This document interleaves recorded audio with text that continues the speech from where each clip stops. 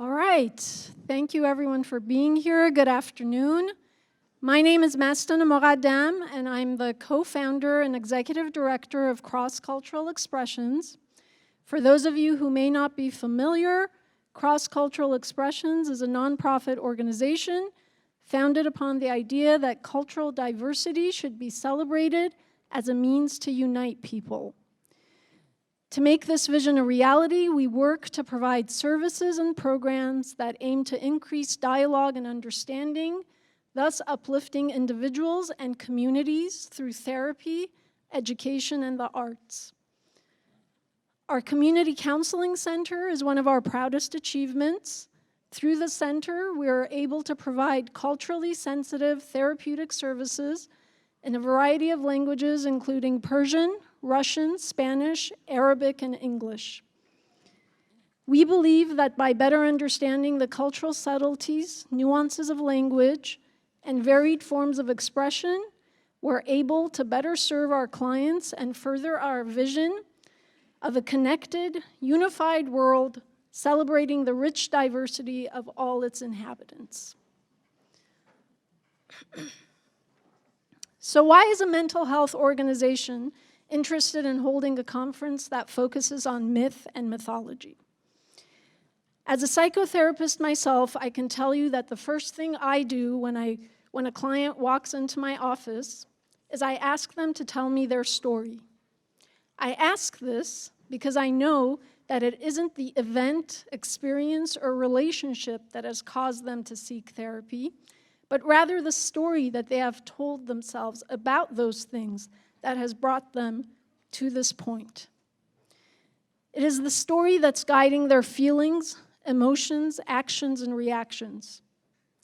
The truth is, our lives are made up of stories, our own stories and other people's stories.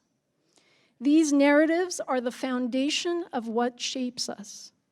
These are the basis of our actions, our reactions, our traumas, our hopes, dreams, and nightmares. Storytelling is a powerful tool, and when we relinquish our story to another person to write, or to an entire culture or community to dictate, that's when we often feel lost, powerless, and confused. But in that moment, when an individual comes back to themselves and remembers that they are the author of their own story, and that they hold the pen and can write the tale as they see fit, that moment where they reclaim their power and expand the storyline, that's where I witness healing and transformation. Regaining ownership of our narrative, that's where true freedom lies. As we sit here today and spend the next several hours examining the cultural myths of Iran, we need to recognize that these myths, like all myths, play a significant role in the psychological healing and development. We must remember that our cultural myths offer a symbolic language through which we can express and explore our deepest emotions, fears, and desires. Myths provide narratives that resonate with our experiences. By connecting with these mythic stories, we can give voice to our thoughts and emotions, facilitating a greater understanding and acceptance of our inner world.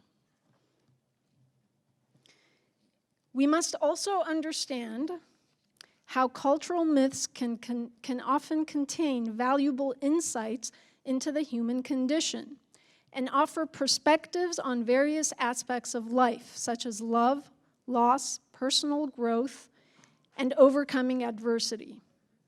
By engaging with these stories, we gain new perspectives and alternative ways of viewing our own challenges.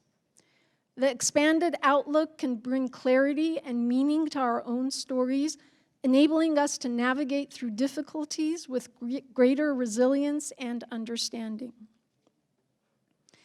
Our cultural myths often feature archetypal characters and situations that embody certain patterns of human behavior and experiences. These archetypes, such as the wise mentor, the trickster, or the hero, resonate with our own inner lives and offer a framework for self-reflection and personal development. By identifying with these archetypal figures, we often gain insight into our own strengths, weaknesses, and potential for growth. Mythology can also provide a platform for emotional release. Many myths contain narratives of transformation and redemption, offering hope and inspiration to individuals who are struggling. By engaging with these stories, we can vicariously experience the emotional journey of the characters. This process of emotional release and identification can be deeply cathartic and supportive of psychological healing. And finally, myths have the power to tap into universal themes that transcend time and culture. They address fundamental questions about the nature of existence, the meaning of life, and the complexities of human relationships, thus helping us to move beyond our individual concerns and tap into something greater than ourselves. By exploring these universal themes, we recognize that our struggles, joys, and aspirations are shared by others throughout history and across cultures. This connection to the collective can bring a sense of purpose, significance, and spiritual fulfillment, fostering a sense of belonging and alleviating feelings of isolation. Our mission today is that we as a community begin to recognize the extent to which our cultural myths contribute to psychological healing and development by providing a symbolic language, offering perspective and insight, connecting us with universal themes, facilitating catharsis and healing, aiding in archetypal identification, and bridging the personal and the transpersonal.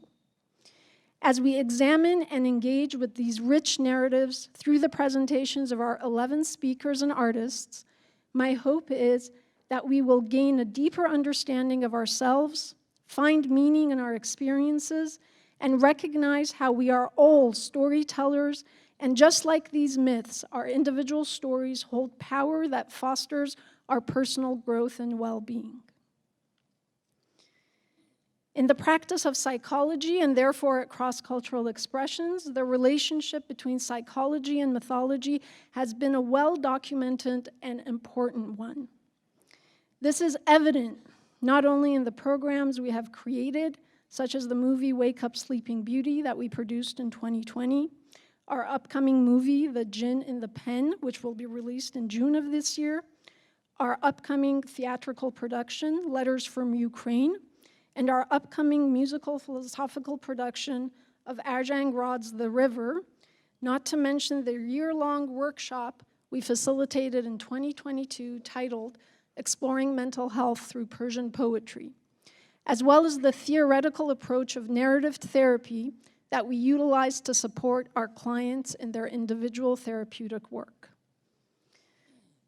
With our dedication to the utilization of art and storytelling and fostering health and well-being, it was only fitting that we looked to a mythologist as we sought to fill the role of our Director of Arts and Education, thus validating for us this intimate marriage between psychology and mythology.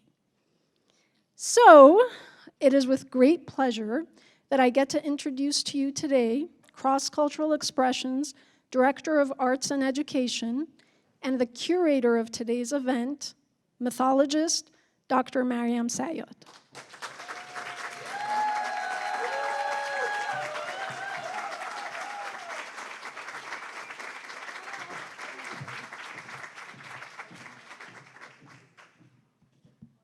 Did you cut this mic?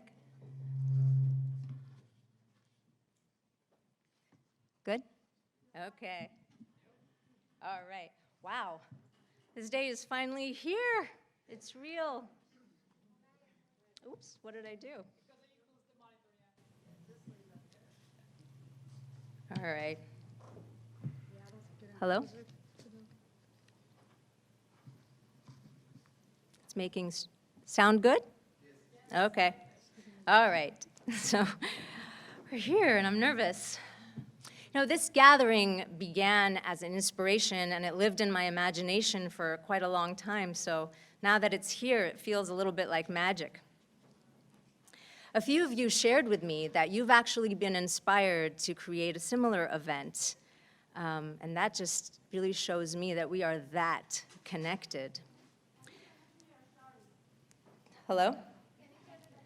Yep. The connection is something 𝗠ฉุ𝗵𝗵𝗱 will speak to in her talk on 𝗤𝗵𝗆 later in the day. And this same connectedness is what makes many of us grieve for what happens to our friends inside Iran. The precious lives being lost, one every 6 hours, and the mothers and fathers of the innocent and executed. I wonder, have they been murdered or have they been killed in battle? A battle that we, have been engaged in at one level or another for an age. I grieve and it inspires me more. One of my teachers, Mr. 𝗨 gave some mighty good advice recently when he said, don't get mired in the hardships and hurdles. Keep going. So let's keep going. Let's do what we can in our own way with a heart that never grows cold and an ear for quiet inspiration. Quiet inspiration came while I was in graduate school studying mythology. I noticed then just how little awareness there is about Iranian myth in the world of scholarship. Afterwards, I stepped away from my own specialty for a time in order to start a long-term project of gaining awareness. I wanted to illuminate this rich imaginal landscape and to contextualize it in the greater world mythological record. I felt it was my duty to bring a mythological studies lens to the Iranian material. But what does this lens gain us? We are given a gateway into the Iranian imagination. Mythological studies conceives of the imagination as a web of story. This conference refers to the mythos of Iran and not the myths, because the word mythos implies the whole picture, the whole web.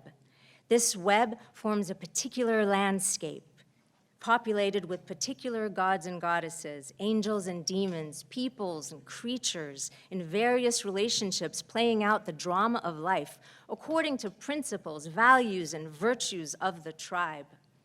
This intertribal landscape is made of story, image, and belief, so it is philosophical too. That is, it makes truth claims, moral claims, claims about the laws of life and structure of the universe. Its language is that of symbol and metaphor. It says this, what means that.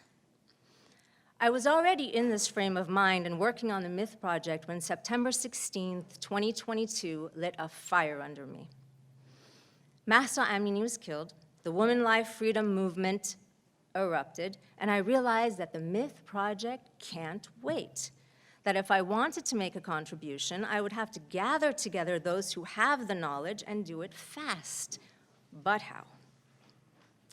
I said this conference is the result of inspiration and magic, and it is, but it's also taken a team of experts, a lot of love, and a lot of sweat.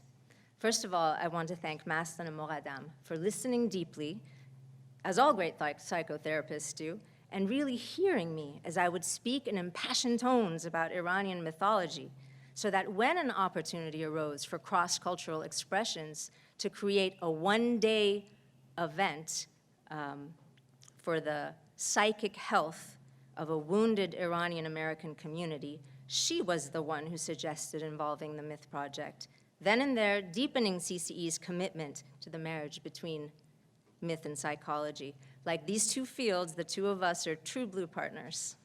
Thank you to Masana for her vision, receptivity, compassion, and her collaboration with Take Action LA, whose goal in funding this event is simply to encourage us to take care of our psychological well-being individually and collectively, and to seek help when we need it. Yeah.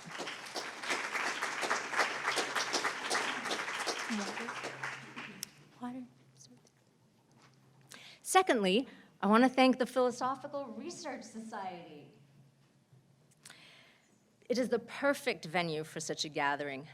I don't know if you noticed the plaque on the wall leading into the auditorium, and you'll see 𝗦𝗵𝗵𝗱 bequeathed this auditorium to the truth seekers of all time. It's always a pleasure to work with PRS and their principled staff, headed by the lovely 𝗫𝗀𝗵, who walked us through with enthusiasm, creativity, and always a smile on her face. Thank you ahead of time to Sarah, Jarrett, and Alex for how well you're about to manage this stage. I come to Iranian mythology as a student. And what does an eager student need most, if not gifted teachers? Which brings me to the jewel in the lotus of this conference, our gifted teachers, the presenters. I am beyond grateful to you for accepting our invitation with vigor, for proposing such soulful and tantalizing topics. I thank you for all the work you've done to now come stand under this spotlight and light up a portion of the Iranian mythic landscape. We're here today because of you.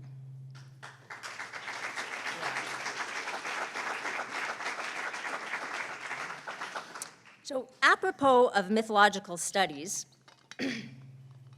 very thirsty. Apropos of mythological studies, the presenters approach their material through a variety of lenses and come from a variety of disciplines, all of which and more are necessary in order to reconstruct a complete mythological landscape. Such a project involves scholars of myth, religion, folklore, and literature, and also historians, philosophers, linguists, art historians, archaeologists, anthropologists, and creators of culture. It takes image makers, storytellers, translators, dramatists. It demands knowledge of neighboring traditions, if not of all world mythology. This project has room for both university academics and independent scholars. It celebrates methodological differences, embraces a pluralistic approach, and casts light in different directions in order to gain a sense of where to look and how to look. But how much can we look in one day? I hope I can be forgiven for not being able to invite more speakers and for excluding most topics. All the more reason to do this kind of thing again. So before we set out into the mythological land of Iran, please make a mental note that the speakers do not necessarily agree with me or with Mastaneh.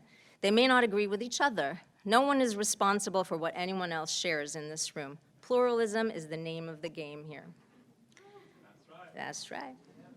Secondly, if two speakers address the same word, character, or theme, but interpret them differently, it probably doesn't mean that one is right and the other wrong, because myths hold multiple meanings simultaneously. And thirdly, if you'd like to ask questions or offer comments, and I hope you do, please wait for the Q&A at the end of the panel, and maybe write down your thoughts as the speakers go up, in case you forget them. Okay, let's settle in now. Completely silence our phones, which I believe you have, and begin. Panel 1. When anyone mentions Iranian mythology, what book immediately comes to mind? Shahnameh, yes, the Book of Kings. And so that's why our first panel, a whole half of the day, is entirely devoted to themes in Ferdowsi's masterpiece. Our first presenter is Dr. Nasrin Bayraktar, who will first open the gates of Ferdowsi's world with an introduction before diving into her chosen theme, which is women in the Shahnameh. Dr. Bayraktar is a depth psychotherapist and licensed marriage and family therapist. She studied philosophy at the University of Tehran, depth and Jungian psychology at Pacifica Graduate Institute, and analytical psychology at the Jungian Institute of Zurich. For the past 15 years, apart from her private practice, she has conducted numerous workshops and seminars in both Persian and English. I have been fortunate to count her among my own teachers and sincerely look forward to her future work. Please welcome Nasrin Bayraktar and her very relevant and resonant analysis of women in the Shahnameh.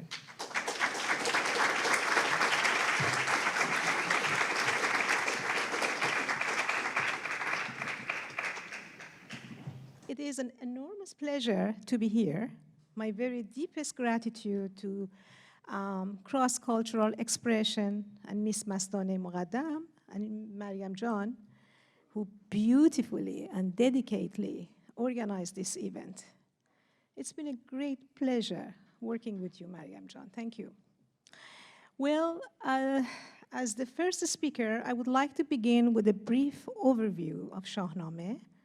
Then I will continue to talk about a few important women in this epic masterpiece.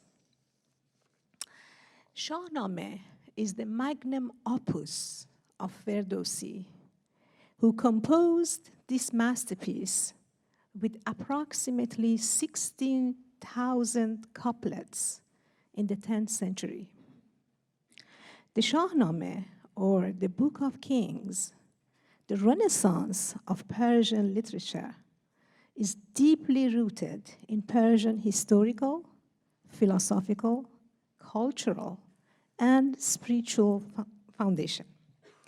𝗤𝗺 spent 30 years on an epic in which he casts his version of the world Historia, covering the 4 dynasties of پیشدادیز, Kianians, Ashkanians, and Sasanians.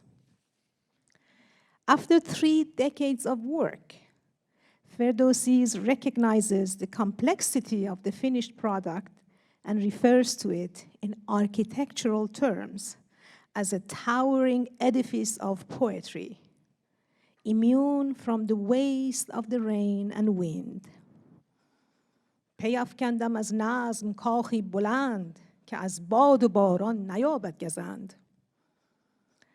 𝗤𝗺 believes that this sturdy structure stands strong as a testament to his art. Like an architect, he incorporated various elements into his masterpiece. He elaborately blended myths, legends, history, folk tales, and personal views as just granite, glass, wood, marble, and steel are used by architects. The result is a comprehensive and cohesive work that reflects the rich culture of Persian people. 𝗤𝗺 envisioned himself as immortalized through permanence of the scattered seed. I will not perish, henceforth I will live on, since the seed of words I have sown. نمیرم از این پس که من زنده‌ام، که تخم سخن را پراکنده‌ام. The seed sown by 𝗤𝗺, heard in childhood and adulthood, resonate with our inheritance from our ancestors. Carl Jung, the Swiss psychologist, believed that man possesses many things which he has never acquired but has inherited from his ancestors. Man is not born a blank tablet. He's merely born unconscious. But he brings with him systems that are organized and ready to function in a human way. And these he owes to thousands of years of human development. The essential feature here is the complexity of human inherited psychological heritage and the ability of the human mind to morph and change based on individually unique life experience. Just like the brush stroke on a canvas are painted over to reflect current feelings or thoughts of the artist whose inherent artistic ability is being influenced by past experience as he or she works. Shahnameh begins at the beginning of time, in the name of the Lord of the soul and wisdom. به نام خداوند جان و خرد که از این برتر اندیشه بر نگذرد. In the name of the Lord of soul and of wisdom, a description beyond which human thought cannot soar higher.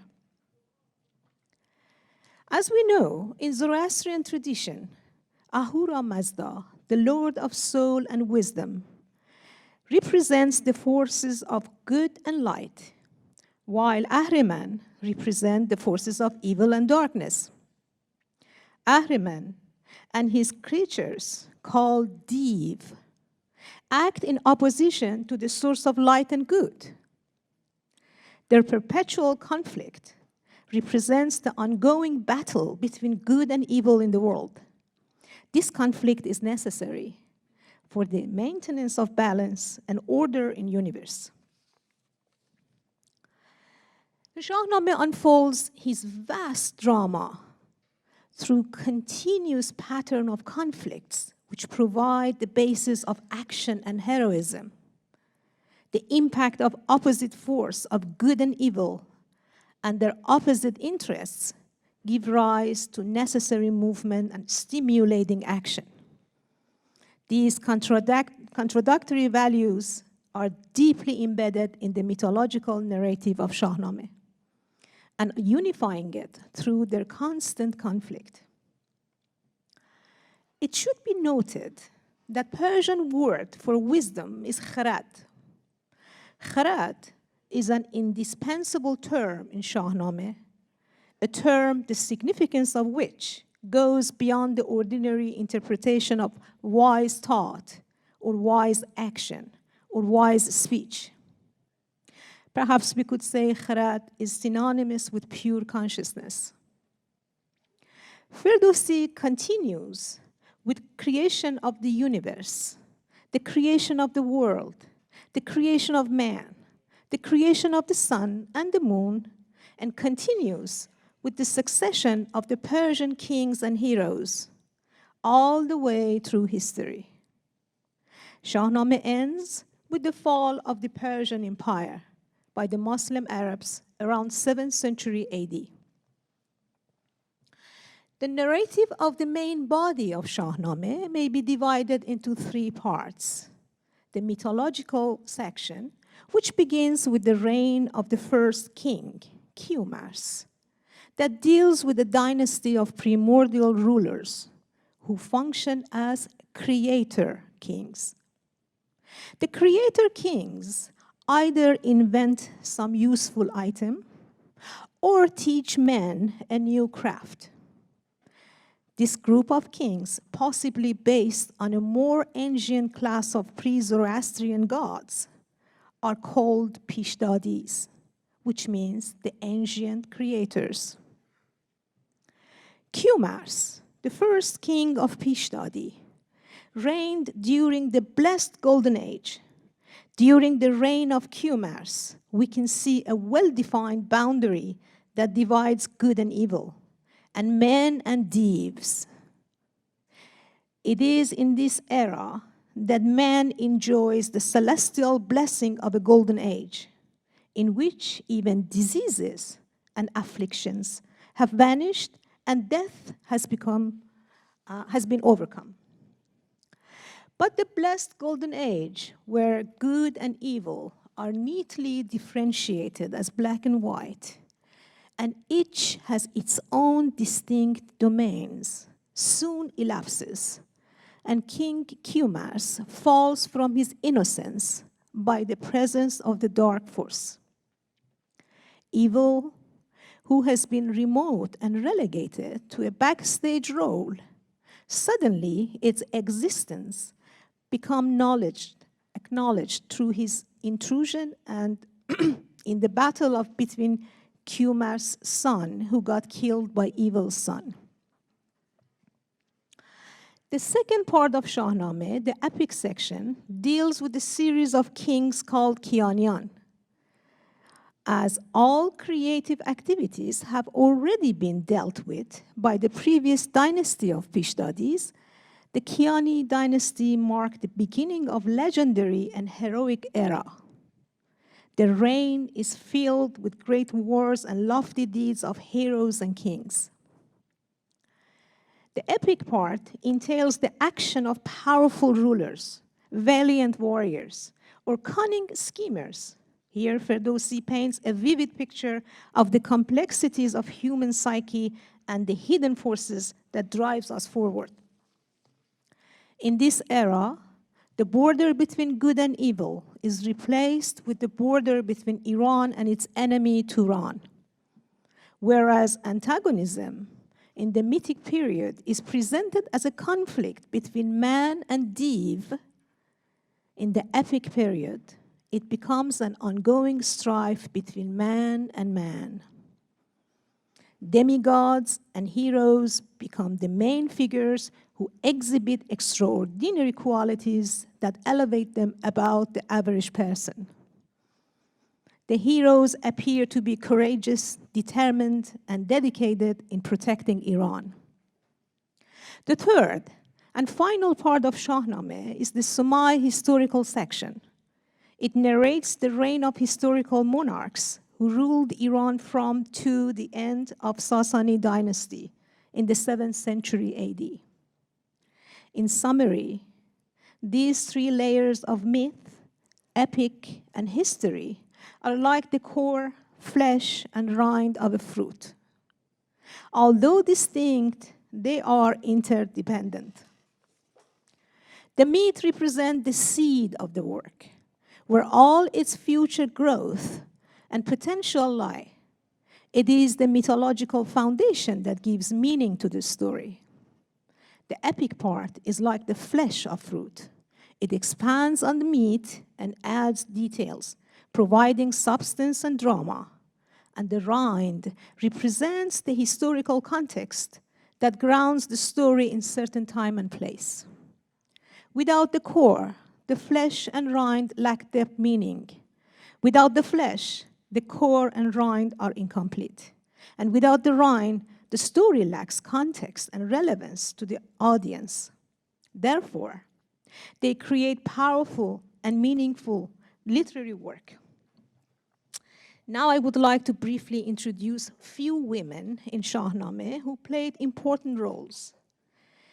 For sure, in Shahnameh, women play an essential and dynamic part in shaping events and transforming them, as they have the power to create, modify, or even disrupt important circumstances.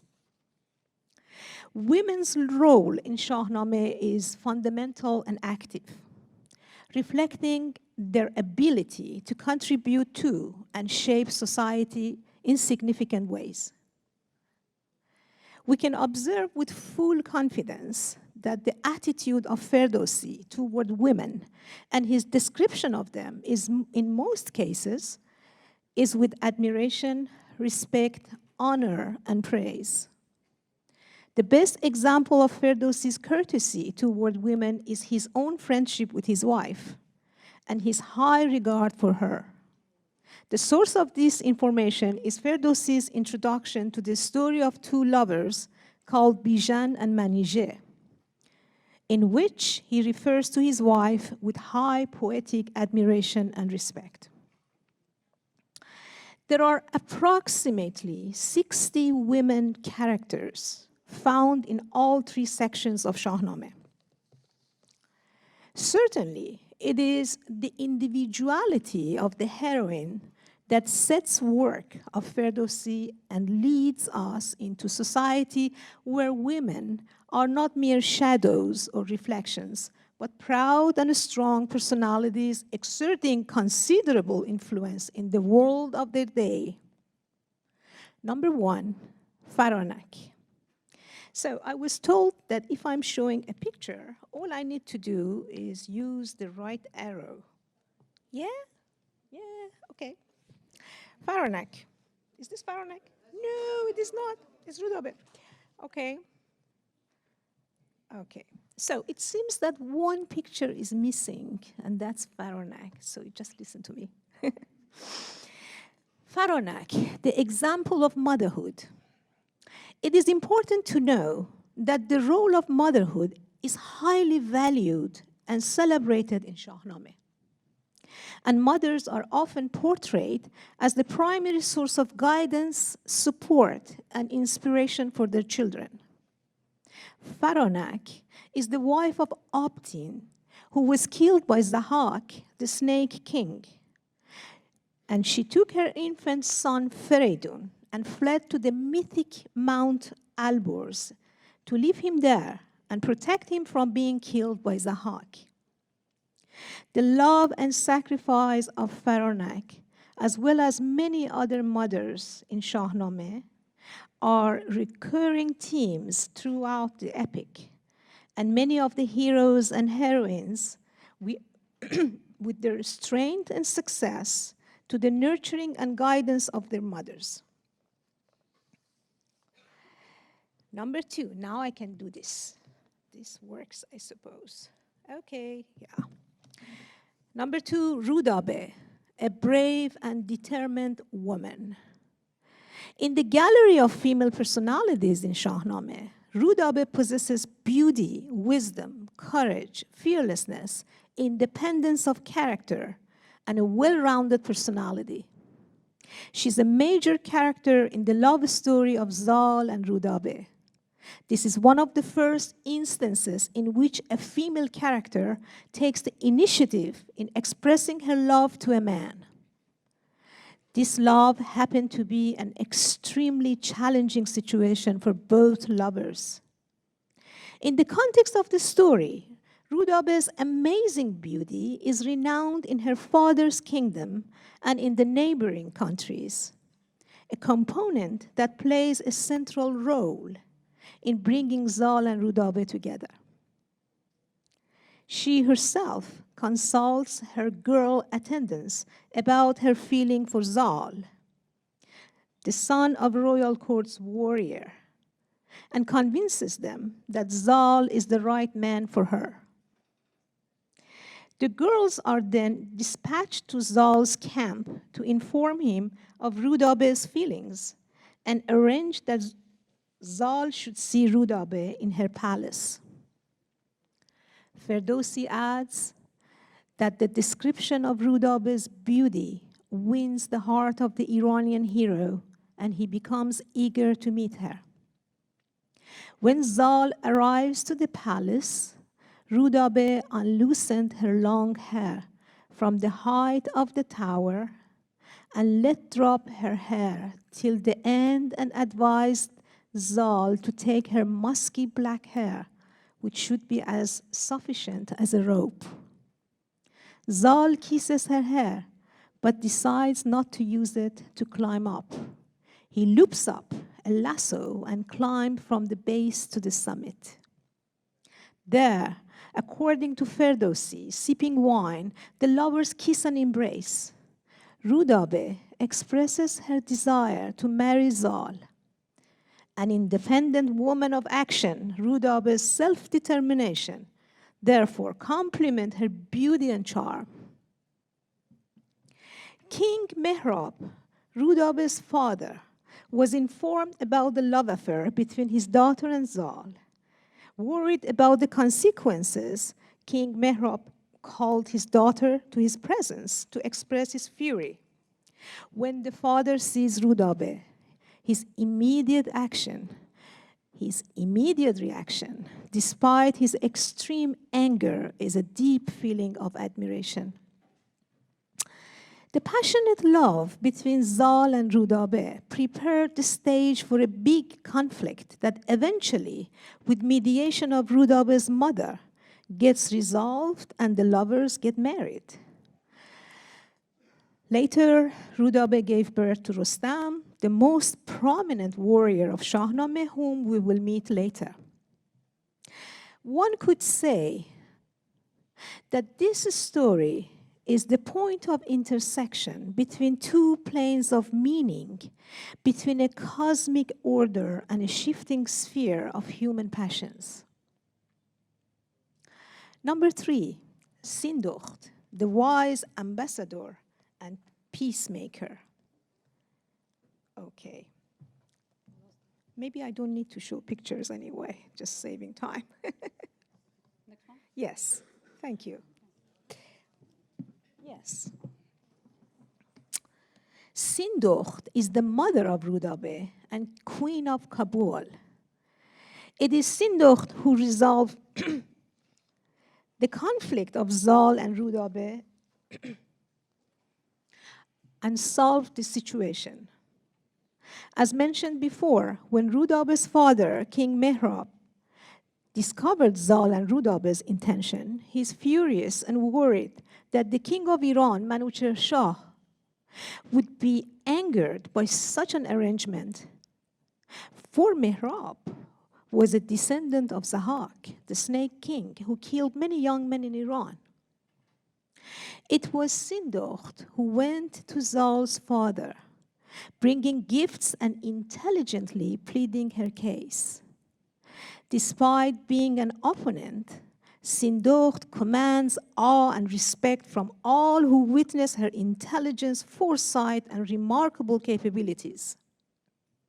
She plays the role of a diplomat and an ambassador of peace, and her extraordinary qualities have left a lasting impression on those who have encountered her, inspiring admiration and reverence for her remarkable political skills.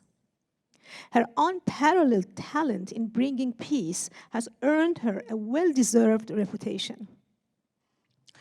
Number 4, 𝗤𝗵𝗍. Yes, I did it. Okay. 𝗤𝗵𝗍, the princess of Samangan, self-assured and brave. 𝗤𝗵𝗍 is the major female character in the tragedy of Rostam and Sohrab. The best description of 𝗤𝗵𝗍 is found when Rostam, the greatest warrior of Iran, has fallen asleep after festivity in the palace of Samangan. She entered his bedchamber in the middle of night. These lines and the couplets which follow reveal several qualities in 𝗤𝗵𝗍's character. Ferdowsi narrates the story as this. Toward the unconscious warrior pillow stepped a slave with a perfume candle in her hand, while behind her came a creature, lovely as the moon, radiant as the sun, and fragrant in her beauty. The position of physical charm, wisdom, spiritual beauty enables 𝗤𝗵𝗍 to act confidently. She enjoys a self-confidence that is only typical of highest-ranking female character in Shahnameh. She faces Rostam with the first time at her own will, and when she replies to Rostam's inquiry as who she is, she replies, I am 𝗤𝗵𝗍. Beneath the dome of heaven, there rarely exists anyone like me. 𝗤𝗵𝗍's heroic straightforwardness and her grace, adding to her brave expression of her love and her desire to have child from Rostam, places her among the bravest character in world literature. Rostam stays with her only that night, during which time their marriage is consummated. Later, 𝗤𝗵𝗍 gives birth to a son called Sohrab and devotes her life to raising him. Number 5, the last one. 𝗤𝗍𝗆𝗺, a warrior woman. 𝗤𝗍𝗆𝗺, the daughter of warrior 𝗥𝗲𝗵, is an Iranian heroine who appears in the story of Rostam and Sohrab as an adversary to the Turanian forces marching against Persia. 𝗤𝗍𝗆𝗺 hears that the leader of Persian outpost named the White Fortress had been easily defeated by Sohrab. Remind you that Sohrab is the son of 𝗤𝗵𝗍 and Rostam.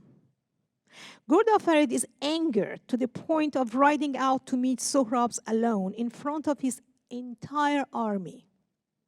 She challenges him to combat, going toe-to-toe with him in their duel.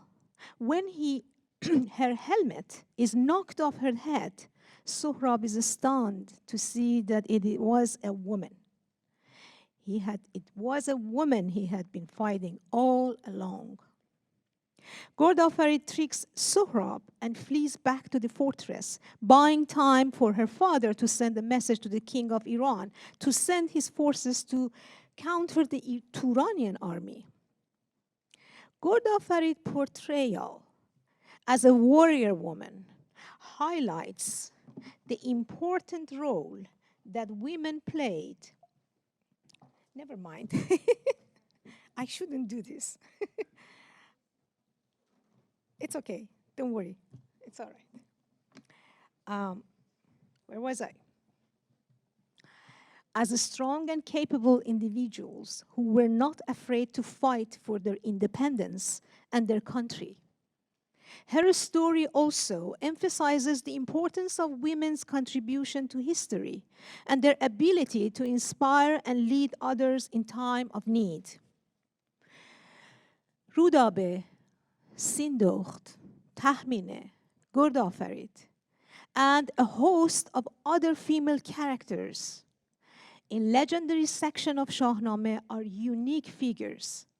They have their own individual identity, characteristics, strengths, and in a few cases, weaknesses. Each must be understood within the context of the story in which they appear, for offering us a clear vision of the image of Iranian woman. Mythic stories have been passed down from generation to generation. They carry deep meaning and symbolism that can help individuals understand their own experiences and emotions. The archetypes and characters in these stories can serve as a framework for individuals to explore their own narratives and help them gain a deeper understanding of their struggles and challenges. Additionally, these mythic stories can offer new perspective and insight into our lives and provide a sense of meaning and purpose. By integrating these myths into psychotherapy, individuals can gain a great sense of self-awareness, personal growth, and healing. I would like to end my presentation by suggesting that the archetypes and symbolism in these stories can aid in providing a framework and useful tools for understanding and processing inner experiences, as well as awakening our own creativity and inner resources. That is leading to growth and healing. Thank you. Thank you.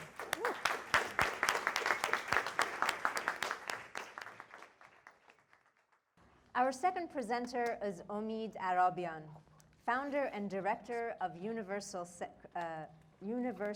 Center, a nonprofit educational organization based in Los Angeles. Since 2010, Mr. 𝗏𝗍𝗵 has conducted courses on Western philosophy and Eastern mysticism, including the Iranian mystical tradition, for adults and children. His translations of Rumi have been published in 3 volumes. He is also the author of 3 children's books based on Persian mystical poetry: The Heart's Garden, The Donkey's Gone, and You Are Everything, published by 7 Stories Press, and I believe available in the bookstore here. Omid holds a BA in architecture and an MA in cinema studies, which undoubtedly makes him the gifted storyteller and builder of worlds that he is. Please welcome 𝗏𝗍𝗵.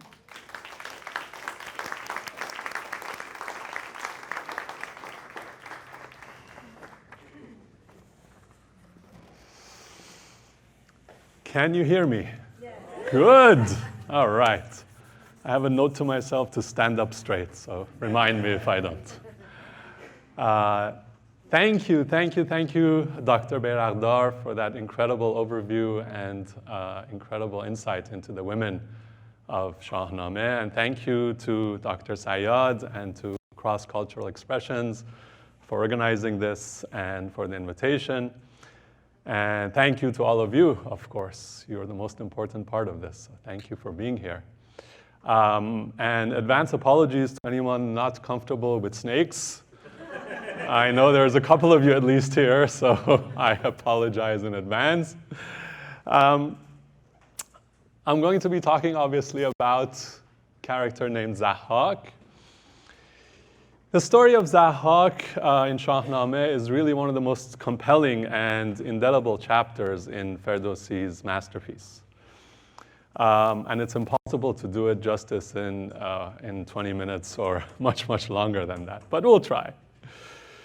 Zahhak is a young prince who is seduced by the devil and transformed into an all-powerful tyrant with 2 insatiable snakes on his shoulders. The origins of the Zahhak tale can be found in the Zoroastrian sacred text, Avesta, and its later companion texts, Din-Kard and Bondahesh. Ferdowsi draws on these sources, as he does for much of Shahnameh's first portion, the mythical age, but he puts his own unmistakable stamp on the source myths. He alters them in ways that allow him to offer deep insights into the nature and behavior of humans and human society. And in doing so, he carves out a space that straddles mythology, sociology, and psychology. And he creates a multi-layered epic that feels both fantastical and relatable, very specific in its detail and yet universal in its themes and its scope. In the case of Zahhak, Ferdowsi alters the earlier versions of the story significantly. And in the process, he takes a demonological myth and transforms it into an etiological study of human tyranny, the origins of totalitarianism, and its eventual downfall. And yes, it will fall. So let's go back and start with the basics. In the Zoroastrian cosmology, the world is the site of an epic, an ongoing battle, as Dr. Bayraktar mentioned, between 2 entities.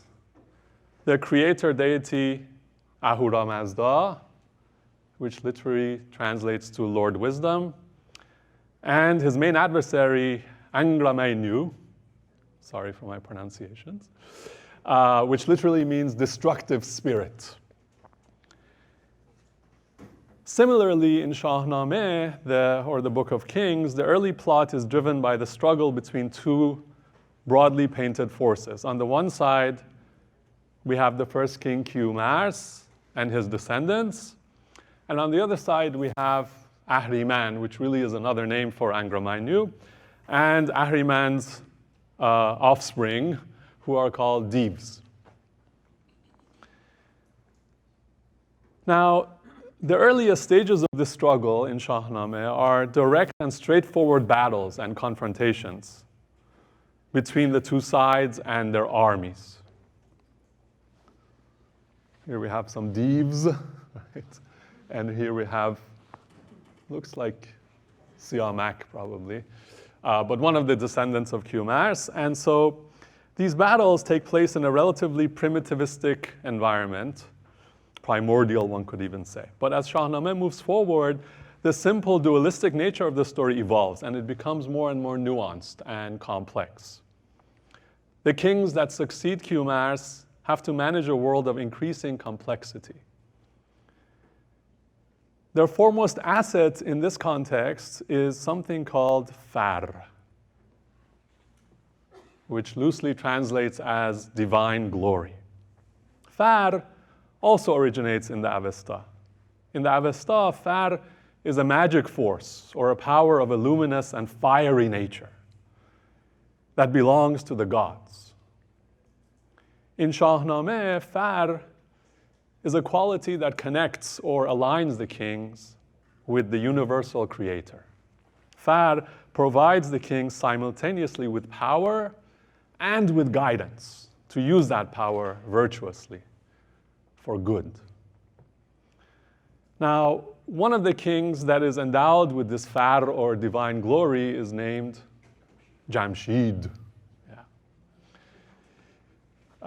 If you don't like the spellings, please write letters to Encyclopedia Iranica. That's how they spell it. I don't know. It's all good. I've been told to follow that business. Anyway, Jamshid is the predecessor of Zahhak. So we're getting to Zahhak, right? But really the story of Zahhak starts with Jamshid. Jamshid rules over this mytho-historical land called Iran-Zamin. And his reign is characterized by all the gifts and the skills that he bestows upon the kingdom. He brings medicine, fragrances, weaving, extraction of gems. All of these are gifts that Jamshid brings to his land. And the 𝗕𝗵s, as you can see, are under his power, right? Here they are, carrying his throne. They also serve him as builders of castles and palaces, lots and lots of divars. That's what 𝗕𝗵s make. The 𝗕𝗵s are under, divar means wall. The 𝗕𝗵s are under his thumb and serving him, right? And his world is at the height of his wellness. Everything is prosperity and peace. And all of this is by virtue of Jamshid's 𝗏𝗏, his connection to a higher power. In effect, Jamshid functions as a channel for divine wisdom, right, and benevolence. He receives from the Creator and he bestows it upon his people. Yeah, 𝗏𝘀𝘆 says, جهان بود به آرام از آن شادکام ز یزدان بدون و به نو بود پیام. The world is at peace by virtue of the triumphant Jamshid because he continually receives communication from the divine. But, and this is a big but, at the height of his power and glory, Jamshid loses sight of his divine connection and becomes wrapped up in a vanity that borders, one could say, on narcissism. He sees only himself as the sole creator of all that is good. What happens? Immediately, his 𝗏𝗏 begins to wane. And with it, so does his power. And so there is chaos and turmoil in his kingdom. At this point, 𝗏𝘀𝘆 puts Jamshid on pause and takes us to a land called the land of 𝗤𝘃𝑖an. 𝗤𝘃𝑖an literally means horse riders or tent dwellers, but was and is still used by Iranians to refer to Arabs in general. In this land, there is a king named Mardas, who is described by 𝗏𝘀𝘆 as God-fearing. Mardas has a son named Zahhak, who 𝗏𝘀𝘆 tells us has not benefited from love.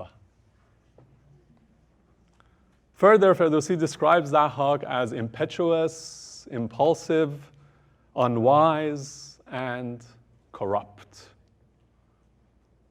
Zahhak owns 10,000 horses, and he spends most of his days in the saddle seeking fame and status and power for himself. We in LA are familiar with that. One may ask, of course, isn't being the son of a king enough? But it is in this ironic paradox, and many more like it through Shahnameh, that 𝗏𝘀𝘆 demonstrates his brilliant understanding of the human psyche. From a psychological perspective, one could say that the absence of love creates a void in Zahhak, and a driving quest to fill that void with more and more of what the material world deems valuable: fame, status, power. And these are exactly what Zahhak is after. As such, Zahhak becomes now fertile ground. Fertile ground for, well, what could we say about it? His neediness, his insatiable want really make him available. They give up a scent almost, right? They give up like a smell. And this scent attracts a character named Iblis, right, who comes to Zahhak one day at dawn. Who is Iblis? Who is Iblis? Iblis is an Arabic name for the devil, whom 𝗏𝘀𝘆 has previously referred to by the Zoroastrian name Ahriman. So really, that same character is now referred to as Iblis. But why the new name? Some have argued that this switch of names from Ahriman to Iblis at this point, and also 𝗏𝘀𝘆's casting of Zahhak as a 𝗤𝘃𝗍, is a not-so-veiled reference to the Arab invasion of Iran, which happened about 3 centuries before �11𝘂𝗵𝗆 was born. That may be. But one could also find insight by looking at the etymology of the word Iblis. Iblis is rooted in the Greek word diabolos, from which we get our own word devil, right? So bolos from balein, which means to throw, and dia as a prefix, which we also have in English, meaning apart in 2 different directions. So diabolos, really to throw apart, to separate, and to divide. This notion of being thrown apart is integral to �11𝘂𝗆's characterization of Zahhak, and shows up thematically way before Iblis approaches Zahhak in the story.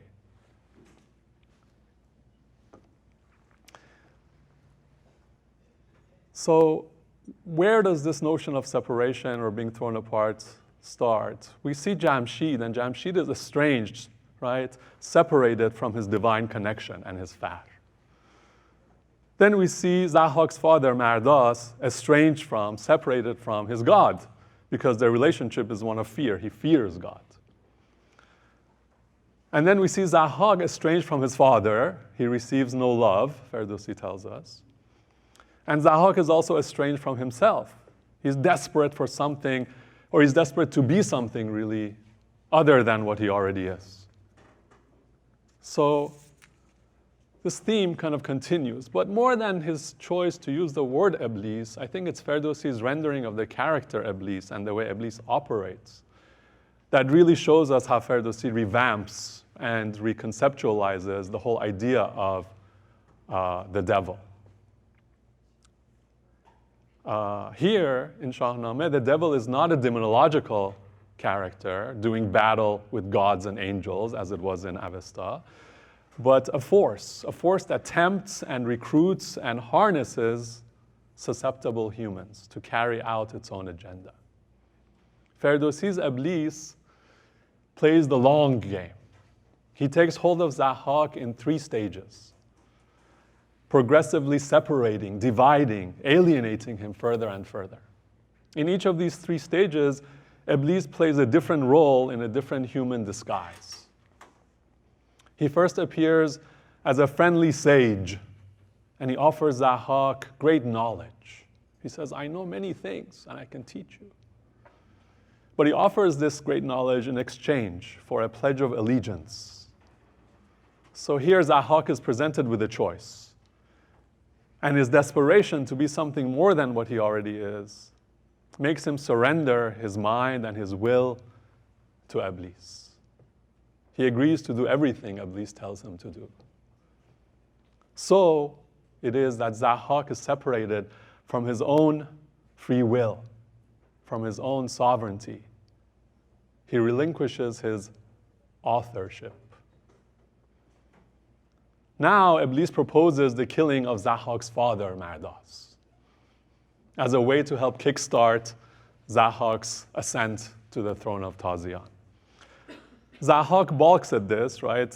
Patricide is a big deal, of course, still. So Iblis offers to do it himself and just asks Zahhak for his silence. And Zahhak eventually concedes. Here's Iblis and Zahhak, and 𝗏𝘆𝘆 has fallen in a hole that Iblis has dug and disguised in his palace. So the father is killed, right? And Zahhak's silence really becomes an act of complicity in the murder of his own parent.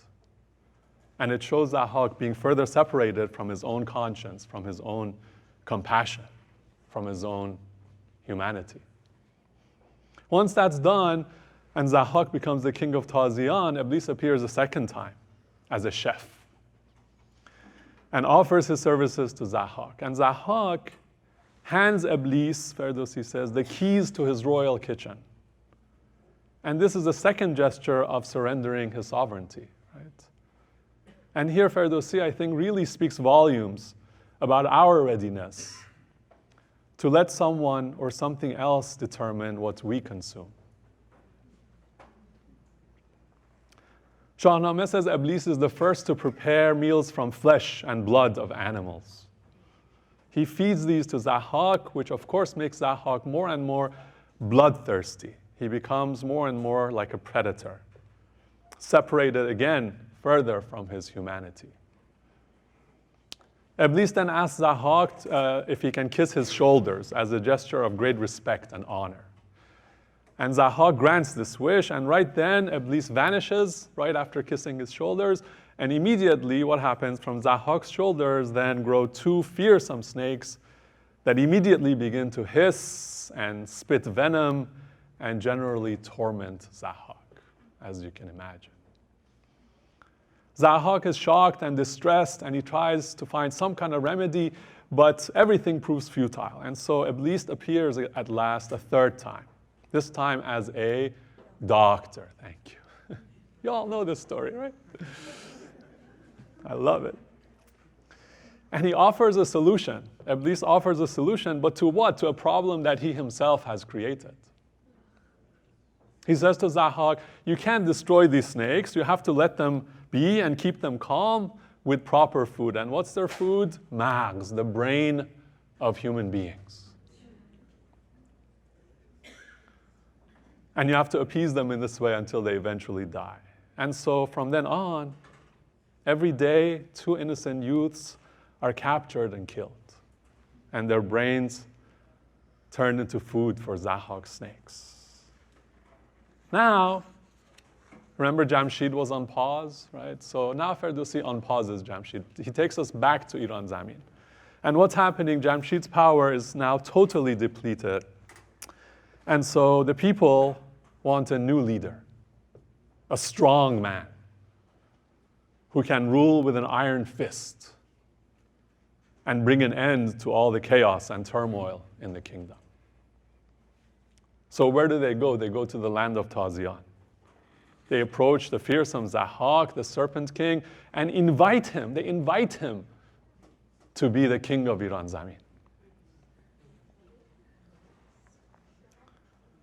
This deliberate choosing of Zahhak by the people is perhaps Ferdowsi's way of shedding light on our tendency to make catastrophic and ultimately self-destructive choices, especially in times of upheaval and turmoil.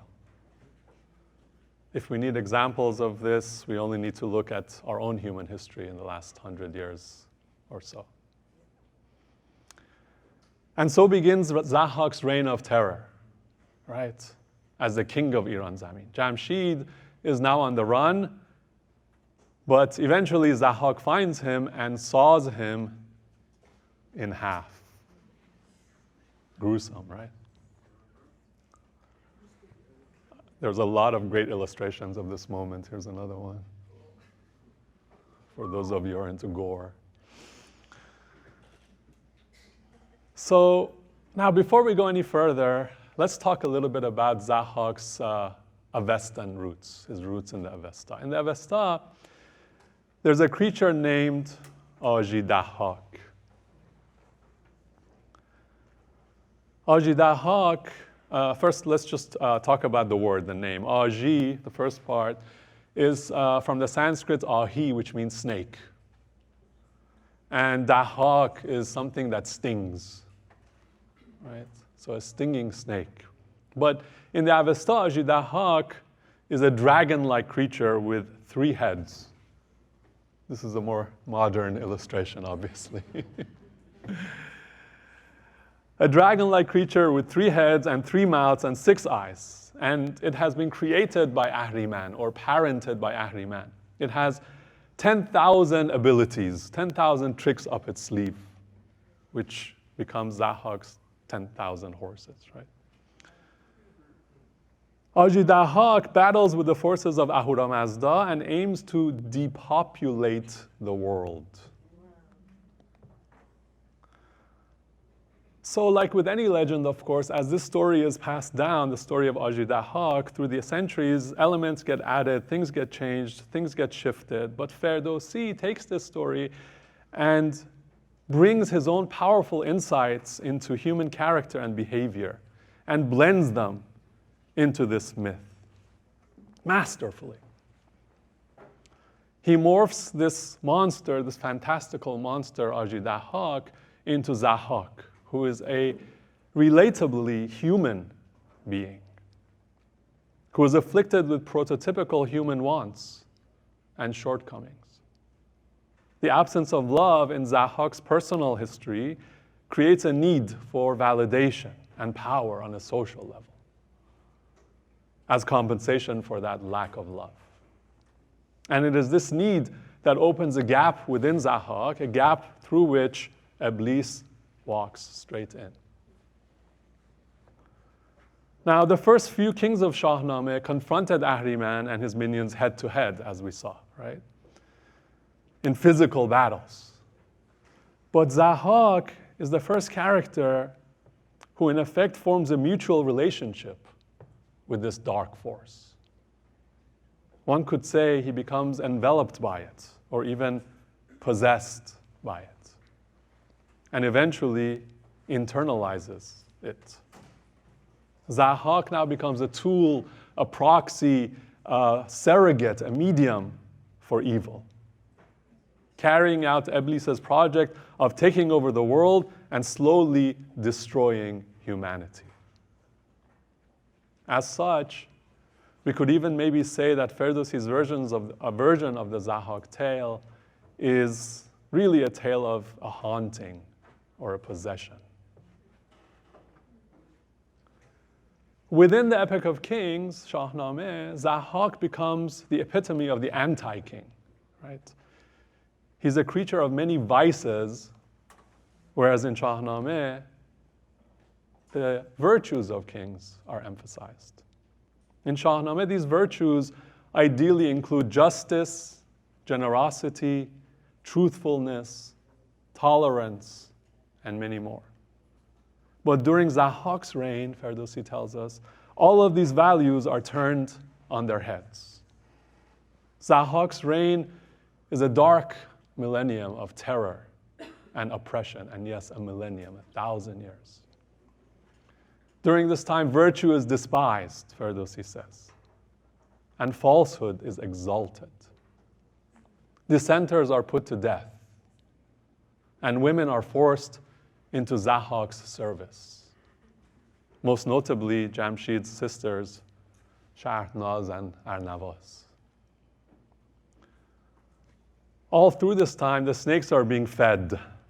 But really, what's being fed? That insatiable dragon that has been awakened inside Zahhak. That's what needs to be fed. By taking away people's maghs, their brains. Or less literally, maghs is also core. So taking away people's core, creating more and more mindless automatons. In this sense, this is also a depopulating of the world, right?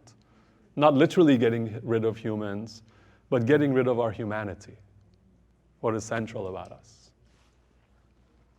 And this goes on for 1,000 years. But, and this is the other big but, towards the end of his reign, Zahhak has a very disturbing dream. There's Zahhak with his people trying to comfort him. Yeah. He has a very disturbing dream. He dreams of his own downfall at the hands of a young man called Fereydun. So let's trace back Fereydun's roots also, if we can. In the Avesta, the one who vanquishes 𝗤𝗍𝗆 is a character named 𝗏𝗏𝘆, which can be roughly translated as a possessor of 3 powers, which makes a lot of sense, right? You have a 3-headed dragon on one side, and his kind of enemy is the possessor of 3 powers, 𝗏𝗏𝘆. Now, according to different traditions, this 𝗏𝗏𝘆 is a godlike or a superhuman character with magical and supernatural powers. He's either an immortal or the son of an immortal. He's a magical healer who can cure illness and rid bodies of vermin infestation. When he exhales, he projects hailstones from one nostril and firestones from another. Big as a room, apparently, each of these stones. He can keep people suspended in the air for days at a time. He can also turn his enemies into stone. These are all qualities of this 𝗏𝗏𝗀, right?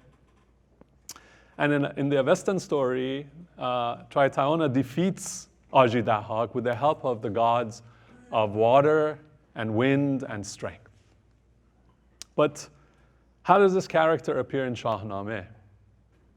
Just as 𝗏𝘀𝗆 transformed the Avestan three-headed dragon into a much more human character, he also transforms this godlike or superhuman 𝗏𝗏𝗀 into 𝗏𝘀𝘀, a character of much more human dimension, who is cared for and nurtured and trained to become a powerful warrior king. When 𝗏𝘀𝘀 is born, his father 𝗤𝗏𝘀 has already been killed and his brains are fed to Zahhak snakes.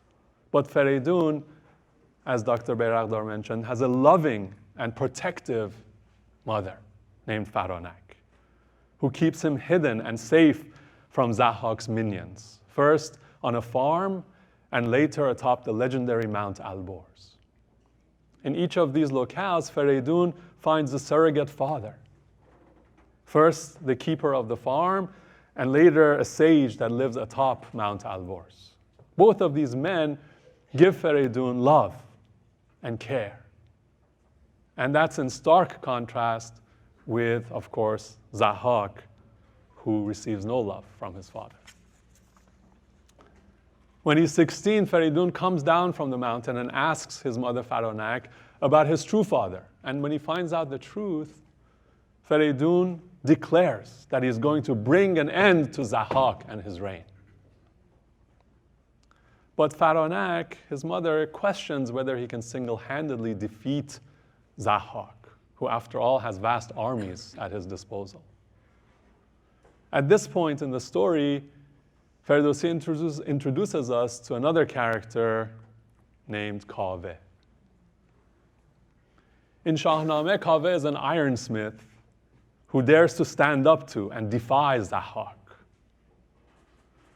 𝗏𝗏𝗵 has already lost 17 of his children to Zahhak's snakes. And now they've arrested his last remaining son. So 𝗏𝗏𝗵 bursts into Zahhak's palace and takes Zahhak to task, questioning his legitimacy as a king. 𝗏𝘀𝗵𝗆 اگر 𝗦𝗵𝗶. He says, are you a king or are you a dragon in a human body? Zahhak is scared. He releases 𝗏𝗏𝗵's son, but demands that 𝗏𝗏𝗵 sign an official declaration declaring Zahhak as a fair and just king. 𝗏𝗏𝗵, of course, angrily tears up this declaration and storms out of the palace with his last son. And then 𝗏𝗏𝗵 fashions a makeshift banner from his leather apron, his blacksmith's apron, and he gathers the disgruntled Iranians around him and leads them to 𝗏𝘀𝘀. And somehow 𝗏𝗏𝗵 magically or mysteriously knows exactly where 𝗏𝘀𝘀 is. 𝗏𝘀𝘀 adopts 𝗏𝗏𝗵's banner as his own. He decorates it with silk and jewels and calls it 𝗕𝗵𝗆 𝗏𝗏𝗀𝗵, the 𝗏𝗏𝗀𝗵 flag. And he carries this flag along with 𝗏𝗏𝗵 and his followers to depose Zahhak. Yeah, there's the flag and 𝗏𝘀𝘀, you see. Now, there's no mention of 𝗏𝗏𝗵 in the Avesta or Bondahesh nor similar texts. And it's not clear whether 𝗏𝗏𝗵 appears in the folk versions of the Zahhak story before Shahnameh or if he's a creation of 𝗏𝘀𝘀's own imagination. Either way, though, in Shahnameh, 𝗏𝗏𝗵 really becomes an early iteration of the eventual archetype of warrior, 𝗏𝗆hlavān. In fact, he actually becomes the patriarch of a lineage of warriors in Shahnameh. But 𝗏𝗏𝗵's place in the Iranian cultural imagination is really as the archetype of a resistance fighter. Someone who dares to risk everything to stand up to tyranny and demand justice, to speak truth to power, and to question the legitimacy of an oppressive ruler. There's another more modern rendition. 𝗏𝗏 and his flag become symbols of popular uprising against the forces of totalitarianism, symbols that endure to this very day. Now, with the help of 𝗏𝗏 and their companions, Feridun breaks into Zahhak's palace and liberates Jamshid's sisters. He then strikes Zahhak on the head. It's a really fun scene. With his mace, which has its own very long story, and brings Zahhak to his knees. As Feridun is about to deliver the second blow and the fatal blow, he receives a divine guidance that advises him not to kill Zahhak, but rather to chain him up and imprison him on Mount 𝗬𝗵𝗆, the highest peak of the 𝗦𝗵𝗵's chain. Once again, it's worth noting that Ferdowsi's modification of the earlier versions of the myth are really interesting here. In those versions, in the old versions, Zahhak is usually either destroyed, or if it's not destroyed, it's because vermin would pour out from its corpse and take over the world. That's what the myth says. But Ferdowsi's telling is free from these fantastic notions. Zahhak is simply locked away in a faraway cave, inaccessible to his cohorts and allies. Perhaps Ferdowsi is suggesting that our own authoritarian tendencies, our inner Zahhak, can never really be fully destroyed. But at best, it can be kept at bay and not enabled, in a sense, deactivated. Having deposed Zahhak, Feridun now takes the throne himself, the throne of Iran Zamin, and brings back the kingly virtues and values to the kingdom. And here again, Ferdowsi takes care to remind us that Feridun was not a supernatural creature. He was not made of ethereal stuff like musk and ambergris.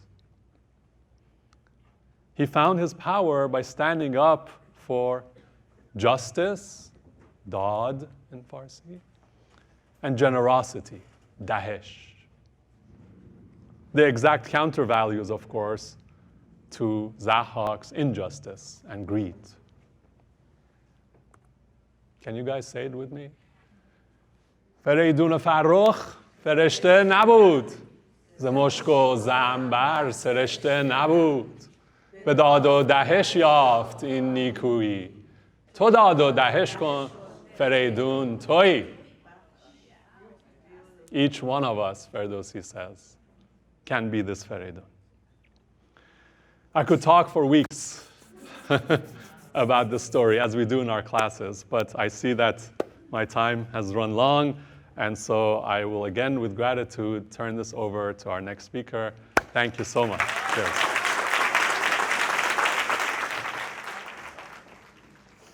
Light upon light. Our third presenter is Khodadad Reza Khani. Dr. Reza Khani received his PhD in history from UCLA and is currently a researcher and lecturer at Leiden University, the Netherlands. Is it Leiden or Leiden? Leiden University in the Netherlands. He works mainly in the area of ancient and early medieval history of Iran and Central Asia, and is interested in the cultural, economic, and social history of the region. His 2017 book, Reorienting the Sasanians, East Iran in Late Antiquity, highly recommend, placed second in the 𝗍𝗀𝘀𝗺 Book Award. It focuses on the history of Afghanistan and Transoxania in the first millennium BC. Please welcome Khodadad Reza Khani. Thank you very much. Am I heard well enough? All right. Thank you very much for the intro, Dr. Sayyad. Thank you for the invitation. Thank you also for the very inspiring introduction of Dr. 𝗪𝗠𝗵𝗱, which makes me think about my own material very much and how I view history. Is also a cautionary tale of the fact that I'm a historian, and a very boring one at that. I am actually an economic historian. So mythology and other things have never been my forte.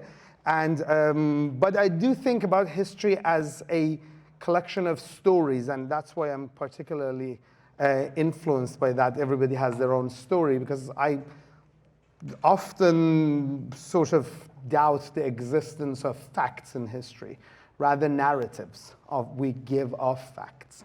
And so maybe in that sense, I somehow relate a bit better to the themes of the day. And with that, I shall start to talk with an actual story. And the story happens in the so-called Sogdian room of the State Hermitage Museum in St. Petersburg, where a few years ago I found myself looking at this panel that you see here. It's a program of sort of frescoes telling a story. It's actually from Panjkent in the western border of Tajikistan, eastern side of Uzbekistan. And the story is the story of one of the stories of Rostam, the Iranian mythological hero or epic hero. That's one of the things I will talk about, which we all know. And I was looking at this, and I heard a sound of Persian being spoken in the next room, and somebody that sounded like a tour guide telling the members of the tour about the contents of the room that was after this.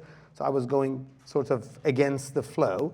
And I thought, oh my God, now a group of Iranians is going to come in and is going to cover this, and I can't do anything, so I better quickly take pictures and get out before they come here.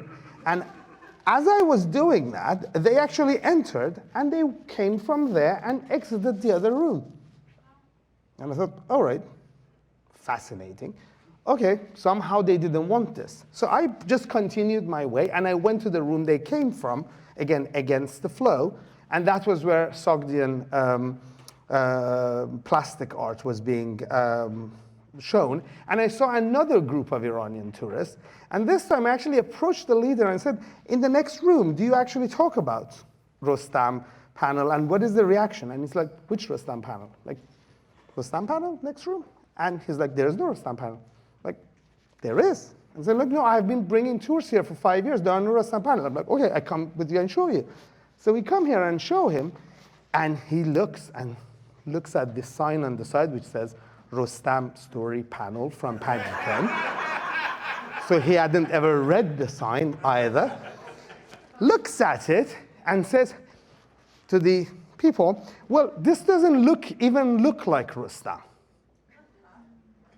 But it shows how important the stories of Rostam were, even for people outside Iran. So they showed it here. This panel is from the 6th century. It's from 500 years before 𝗪ردوسی. And I wondered, how does he know Rostam? How does he know how Rostam looks? And of course, that's what he thinks of Rostam, right? A big man with a big beard. And, or sometimes not even with a beard, by the way, but that is his Rostam. That's the Rostam that he has the image of in his head, right? That's the Rostam he understands. And that, for me, is very interesting, because Rostam plays a very interesting role in 𝗪ردوسی's narrative. And that, I think, is quite important, because 𝗪ردوسی, the way he sort of is represented as an author, we often think of him as euhemerizing mythological themes, such as what Mr. Arabian was saying, of making a three-headed dragon into a human. That's, I think, I respectfully say, it's not 𝗪ردوسی's doing, actually. It's done before him. But we think of this big frameworks. 𝗪ردوسی's importance is actually in the fact that the guy actually talks about particularly local histories. So for me, other than how does he know Rostam is, what do you mean he was known on the peripheries of the world, of the Iranian world? 𝗪دوسی lives in Tus. Tus is much closer to 𝗪𝗀𝗀𝗵 than it is to Isfahan. 𝗪دوسی doesn't live on the peripheries of the Iranian world. He lives in the peripheries of, he lives on the center of the world which he inhabits. And that is actually quite important. We think of 𝗪دوسی as a historian largely, and in the case of Rostam, he has this line which might be attributed, but since Dr. 𝗦𝗆𝗆𝗵𝗱 is not here, I take the freedom. که رستم یلی بود در سیستان منم کردمش رستم داستان. Rostam was a hero in Sistan. I am the one who made him the Rostam of the stories, Rostam of the myth. So 𝗪دوسی points out to the actual existence of a person called Rostam. And of course, in our modern sense, then Shahnameh has become this foundation myth of a nation, how we imagine ourselves. We kind of have that as our main sort of ID card. This is what, we are the children of the stories of Shahnameh, which are, well, based on the stories of what came before it. And 𝗪دوسی's Shahnameh has been, in this sense, since the 19th century only, by the way, as a result of the reactions to 𝗕𝗀𝘆𝗆𝗵𝗱, the Iranian national epos, is represented as this tripartite sections of the mythology, پیشدادیز, the dynasty that Mr. Arabi was talking about, then what comes on as Kayanids, which are now epic. This is when heroes go. And then the third part, the Arsacids and the Sasanians that are historical, because these can be affirmed via sources accessible to the Orientalists. But for 𝗪دوسی, these are all histories. This is all history. 𝗪دوسی does not have this division at all. And if we think of mythology as when a man fights a dragon, so does the historical اردشیر بابکان. In there, he also fights a dragon. So Sasan. So for 𝗪دوسی, this difference doesn't exist. And at the same time, it means that whatever 𝗪دوسی says as history can be understood as mythology. So I want to go back from history to mythology instead of mythology morphing into history, instead of euhemerizing mythology, kind of back euhemerizing history and what it is. So let's go back to 𝗪𝗀𝗀𝗵. This is the Rostam of 𝗪𝗀𝗀𝗵. This is how he is sitting on Rakhsh, which, by the way, problem with modern depiction of it. Rakhsh is usually given as white or black. The word Rakhsh literally means red. So it's the red horse. That's Rostam. As you can see him, he doesn't look like Rostam. He doesn't look like the 𝗥𝗲𝘆𝗆𝗵 paintings that you might be used to. This story is also not depicted anywhere in the Shahnameh. It's a lost story. We don't know this story at all. Now, this Rostam particularly looks, you see the elongated skull of Rostam here. And it very much looks like this. Sorry, the lectern is in front of it, so you can't see it. But this is a king called 𝗪𝗀𝗃 of Al-Khan. It's the coin of the 𝗪𝗀𝗃 of Al-Khan, which was a dynasty of East Iran, the area of Zabulistan. He's a king of Zabulistan. And it's characterized by the fact that he has an elongated skull, shaven with a mustache, and with big hoop earrings, right? So for the 𝗪𝗀𝗀𝗵 guys, Rostam was a Zabulistani person, and that's how a Zabulistani looks. That's how a Zawali person looks, in fact, right? So you see the depiction of him physically, how they think of him. Now, where and what is this Zabulistan world, and how does it play into the world that these people are recognizing? So look, 𝗪𝗀𝗀𝗵 is up there. It's about less than 100 kilometers from Samarkand. And Zabulistan is down here. These are the twin capitals of it, Ghazni and Rakhwad. Rakhwad is very close to modern Kandahar. Ghazni still exists as Ghazni. So for them, this is the world in which Rostam is sort of active. Now, what is happening? Where do these people come from? Almost immediately before the creation of that panel, you have this very important issue of a complete reimagination or resetting of the East Iranian world, in which a force that we don't know where it came from comes and changes the local dynasties in this area and establishes itself in three different political settings. So one of them are called the Hephthalites, or 𝗵𝗂𝘆 or 𝗦𝗵𝗶𝗆 in medieval Persian works. One of them are called the Alkhans, and one of them are called the 𝗫𝗥-شاه. So the 𝗫𝗥-شاه are in Zavulistan, Alkhans are in Kabulistan, and Hephthalites are generally in Balkh. And this is sort of how some of them look. So that's the ram of Zabuch or Zabuchu, who calls himself Mirosan Shah, which in Bactrian, in the local language, literally means the king of the east. And this is another coin of somebody who's ruling over Zabulistan at the time, is an Alkhan 𝗫𝗥 crossover king. So these are the people who are ruling over this area. And this is their world, as I mentioned. This is a bit more of a going, and this might be where Mirosan East is. I actually wrote about this thing of what the East is, because this East obviously is east of something, because that's not the easternmost part of the world. The east of there is China, and then is Japan, and then is California. So it's not the East, absolute East, but it's the east of something. That's why I call the East Iran. Sasanians, in the process of this change, become aware of this East. So Sasanians are the kingdom empire that is ruling over the western part of this world. My suggestion is that this is the eastern part of the Iranian world. Sasanians rule over the western part of it. This is the east. That's why I don't call it Eastern Iran. I call it East Iran. I consider two civilizational cores of the Eastern Iran, East Iran, and West Iran. During this process of change, Sasanians become very aware of the East. And this East, for them, seemed to somehow preserve some sort of past.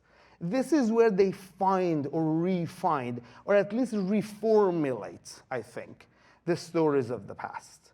And there are various evidence of this. It has been often imagined as a bit of a simplistic thing, of they discover the Avestans or Rostam, whatever you want, in the East, which is not true. But they seem to have somehow be very influenced by this Eastern discovery. So they attack in the East, and they try to take over or defend the power there, but they lose the control of that area really to this Alkhans and the Hephthalites and the 𝗫𝗥 and everybody.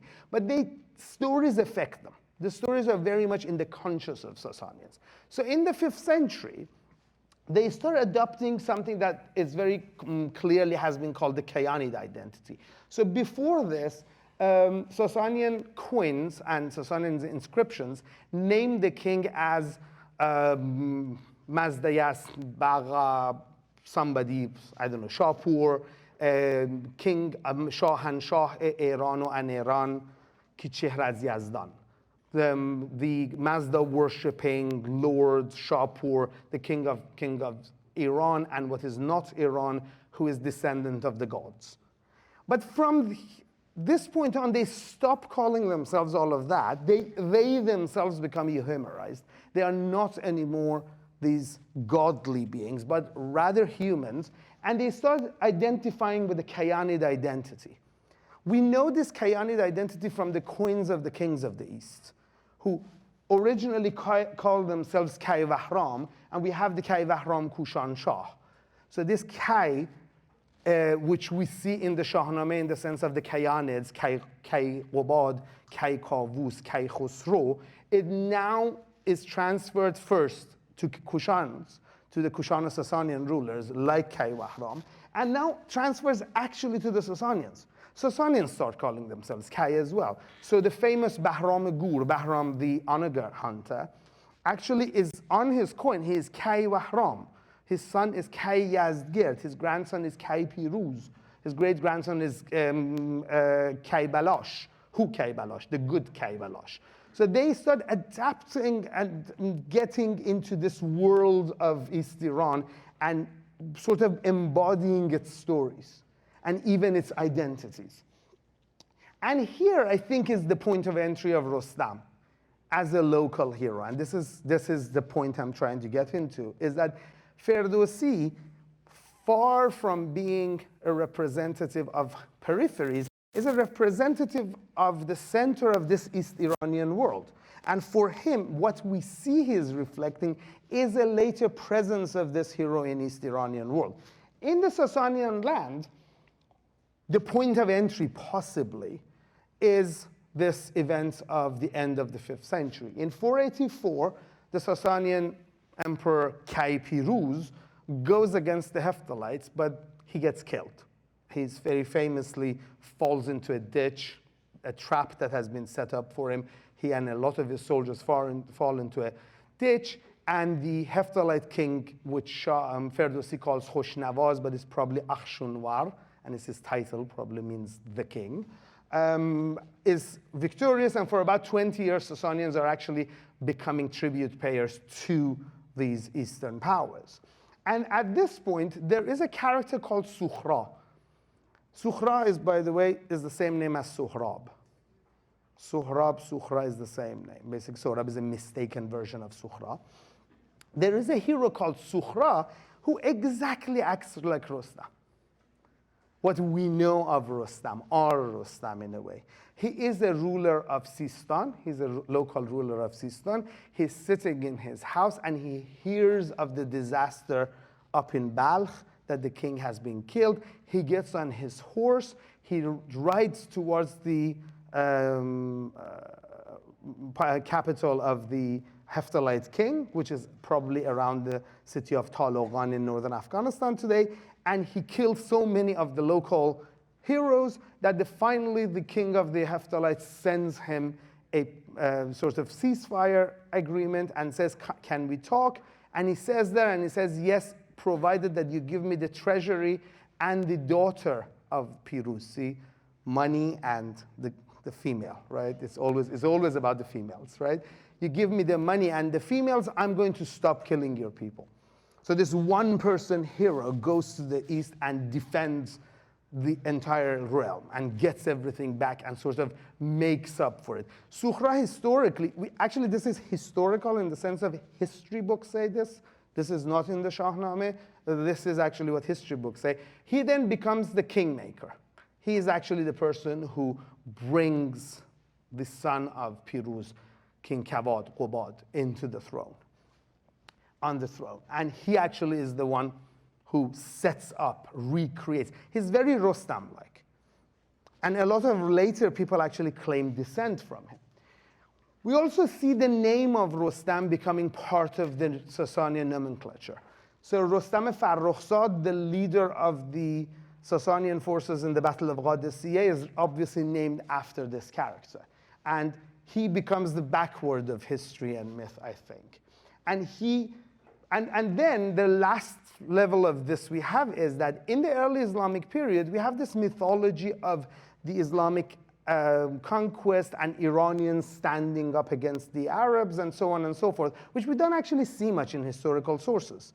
There is not actually that much of that. That's not the dynamic that actually ended up coming in, except in the east, except in Sistan and Zabulistan, which actually do have the local rulers coming in. And I will show you about those roles. I just want to show you there that Rostam is smiting his enemy over there. And look, this is the backwards. Rostam 𝗏𝘆𝗆 actually killing, �سعد ibn Abi Waqqas actually killing Rostam 𝗏𝘆𝗆.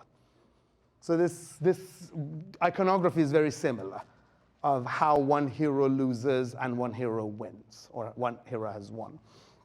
But in the east, at the same time, at a later time, we have these people resisting. We have these local rulers. This person calls himself Tegin Khurasan Shah. That Khurasan, by the way, is the direct Middle Persian translation of Bactrian Mirosan, which means sun up, which means the east. So Tegin, king of the east or king of Khurasan, that's one of the 4 directions of the Sasanian Empire, Khurasan, Khwaravaran, name Ruz, Balkh. He is actually naming himself in the early Islamic period as the king of the east. And he actually rules in Sistan, Balkh, and Zabulistan. That's his area of rule. And then his son, 𝗏𝗀𝗏, whose name, by the way, this, if anybody wants to ask, discuss this later, his name actually means Roman Caesar. 𝗏𝗀𝗏 means Caesar of Rome. Why he has this name, nobody really knows. He actually writes on his coins, 𝗏𝗀𝗏, the one who smote the Arabs. He actually is fighting, and we know him from other sources. We know the fact that he actually is the one who defeats several invading forces that goes to the east. So this mythology of resistance actually is very strong in the world of Zabulistan and Sistan. And it's quite natural, I want to sort of wrap this up, for Ferdowsi to think of Zabulis as these heroic characters, as resistors, as the ones who are restoring things when everything goes bad, as people who actually come and heal the wound that is taken against the empire in any particular sense, and as preservers of some sort of an ancient lore. Because that also is one of the things that you constantly have associated with Zabulistan and Sistan and Kabulistan. Well, I'm not going to go to details of it, but it's very interesting that both Rostam's grandfather, 𝗦𝗵𝗵𝗱, and then in the early Islamic period, the ancestors of the Shahnaspids, rulers of the same area, are called descendants of Zahhak. So Zahhak, the evil man, actually continues. His lineage continues. And Rostam is partly descendant of Zahhak. So this particular hero of, by the way, doesn't fit in the mythological or epic sections at all, because he is present in both the mythological and in the epic section. He's actually the descendant of this primordial evil Ajdahaka. So in a sense, for Ferdowsi, Zahhak is not, first of all, bad, but his placement in the east and Rostam's descent from that is somehow symbolizing preserving this older lines, older heritages. And that's where I think why Rostam is quite important in Ferdowsi's epic, because this is Ferdowsi's contribution. We don't actually have much tale of Rostam before that. Rostam yali bud dar Sistan, and Ferdowsi is the one who makes him Rostam Dastan. And I think that means that that's why he continues on until today, and we have these very fun images that we have. I love that one because it has a Assyrian look. It has a very exaggerated Sasanian winged crown, and then he just looks like, I don't know, 𝗏𝗀𝗏𝗵 or something. And this one is obviously, so it lives in our consciousness as a hero, a defender, a restorer, a healer of the wounds, and of course, purely as that. So from history to mythology, and surviving probably for as long as Iranians are around. Thank you very much.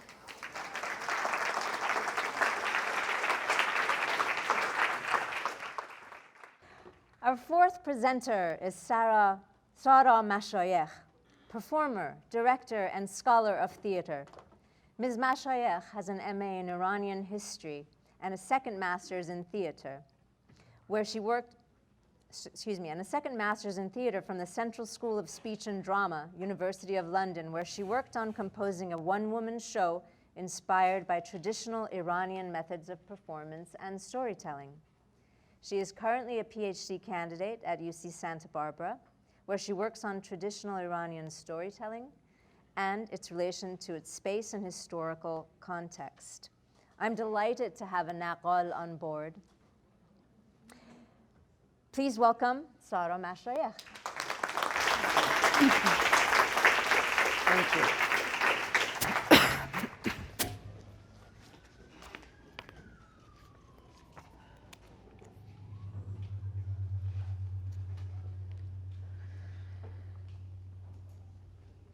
به نام خداوند جان و خرد که از این برتر اندیشه بر نگذرد.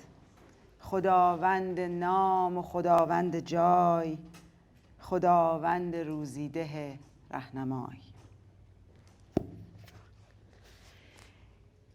In the days of old, in the land of Zabul, there was a great hero. He was not only the greatest hero in his land, but the greatest hero that the world had ever seen. No one could match him. His king and country depended on him. As long as he lived, they were all safe. This is him, the crown bestower, the renowned Rostam. Rostam is the grandson of Sam, the ruler of Zabul, who was once a great warrior himself. His father, Zal, was raised on top of the mountains by a magical bird called 𝗕𝗫. His mother was a princess named 𝗬𝗏𝗵. When 𝗬𝗏𝗵 was pregnant with Rostam, she told her husband, "I feel like there's iron in my belly and not a child." Even as a baby, Rostam was mighty and strong. Rostam's life is full of so many great adventures. He has passed the 7 labors. He has slayed the dragon. He has served many great kings. And he has always kept his native land safe from the enemy.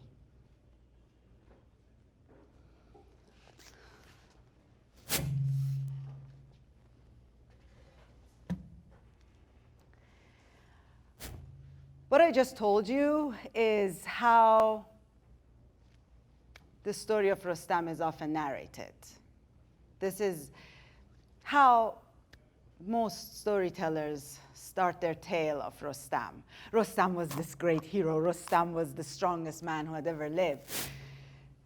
And he was. But today, we're going to have a different approach. Today, we're going to look at women who were alongside Rostam every step of the way.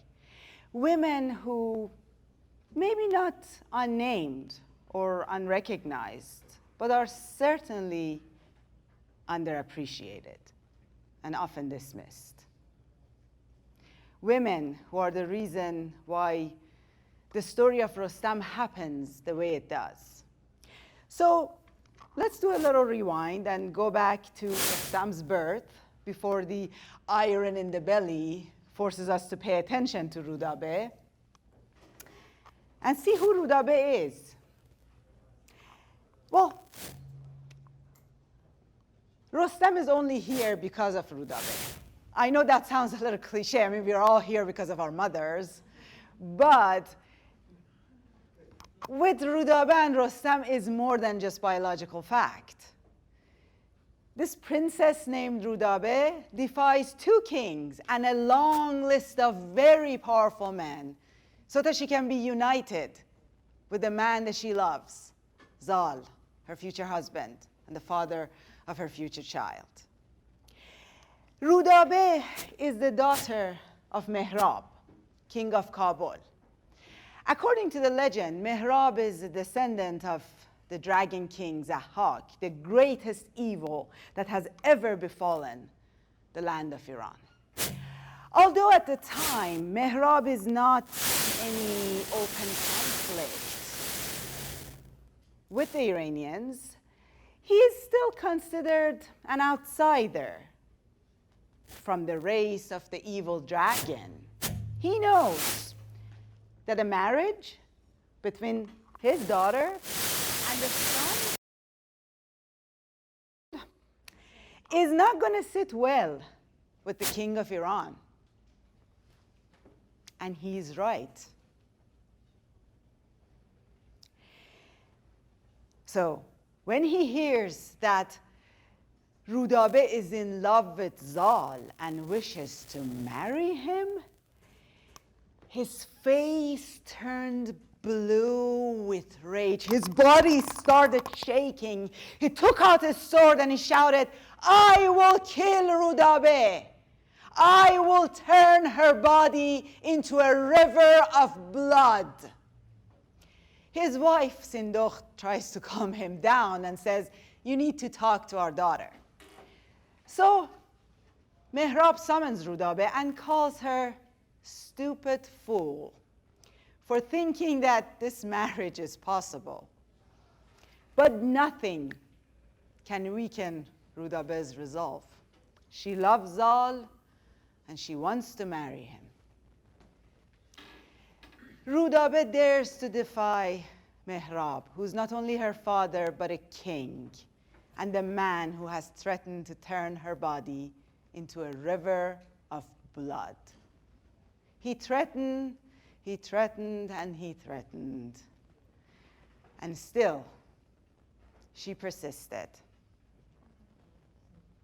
And this is how the story of Rostam's birth really starts, with a woman who persisted.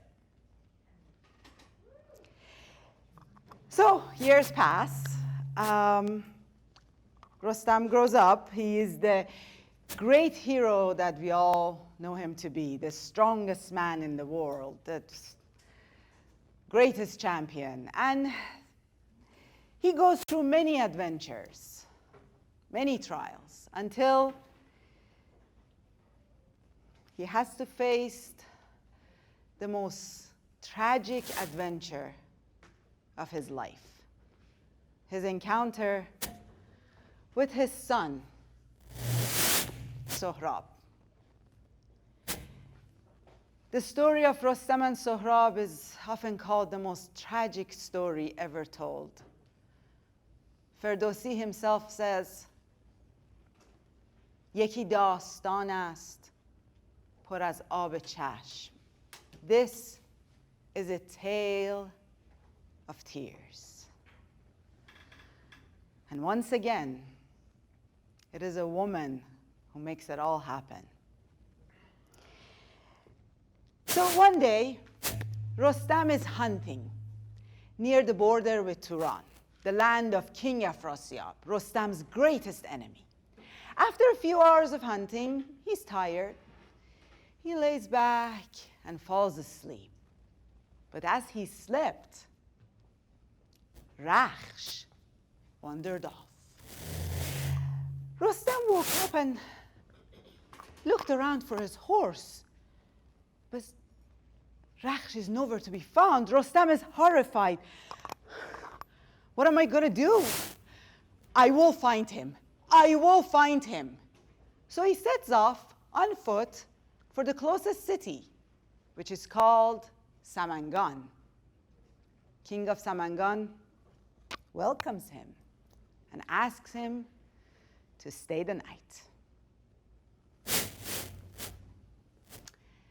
Later that night, the warrior is resting in his room. Suddenly, he hears a whisper. His chamber door is gently open, and a slave enters, a candle in her hand. But behind the slave, like the splendid sun, her mistress followed. Who are you?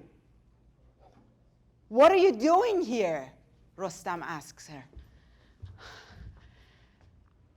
Mighty hero, my name is 𝗤𝗵𝗍, daughter of the king of Samangan. I am descended from a warrior clan.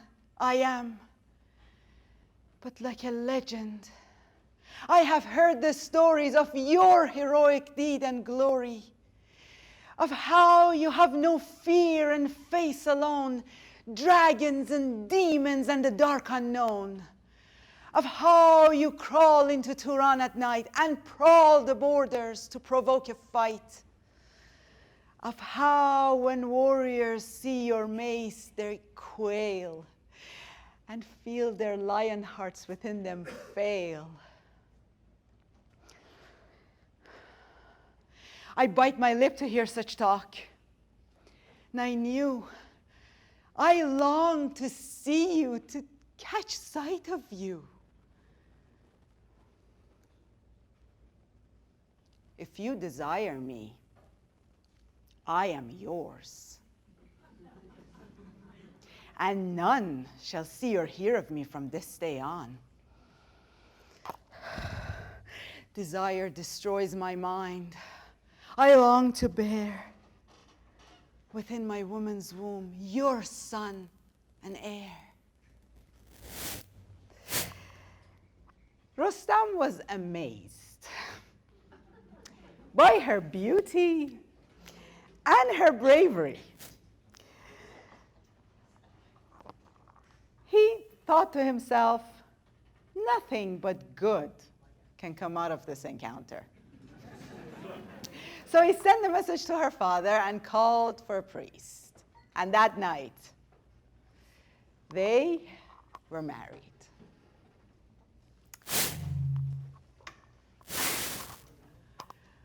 I love this part of the story. It's my favorite part. It's really amazing. Today, if you stop a random person in Iran and ask them, who is 𝗤𝗵𝗍?